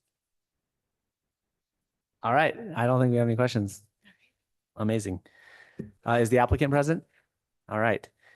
You can have 15 minutes for your presentation. And I think you've heard me say this several times now, so you can go. My name is Brian Morrow, and I live at 434 East, 3950 North in Provo. This is my wife, Bonnie. Do you want me to explain what's happening? She's better at explaining. Yeah, go ahead, present, and then we'll ask you questions. Okay, our beloved Rowena Glazier passed away The whole neighborhood is very sad about that. There are 7 children that inherited that are in a trust. They're trying to settle the trust. And Penny's portion of the trust would be R110 with her home. And that actually is the original home that was built on that site, the Glaziers. And so it's being divided off to settle the trust. And then that just leaves the rest of the land in residential agriculture. Yeah, there just wasn't enough acreage because that piece there is 0.86. All the other pieces around were half acre. So to get that other half acre, then it resulted in a lot that was less than half acre. So need to go to R110s. Just real simple. Makes sense. That's it. Any questions for the applicant? All right, thank you. We will open the meeting for public comments. So I was asked as the neighborhood board member to come and present to you that a meeting was held for the normal district meeting. This was presented and the meeting attendees voted in favor of the zone change with no opposition. The poll that we took was 35 in support and none opposed. Thank you. Thank you.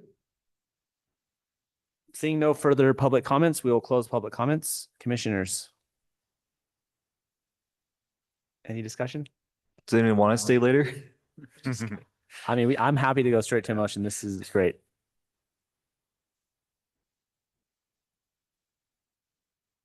Yeah, go for it.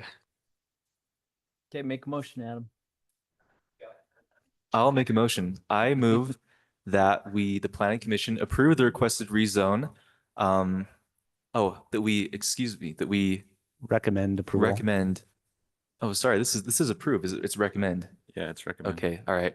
I move that the planning commission recommend approval for the requested rezone. A zone map amendment from the RA residential agricultural zone to the R110 zone in order to complete a 2-lot residential subdivision located at 4122 North Canyon Road, North Timpview neighborhood.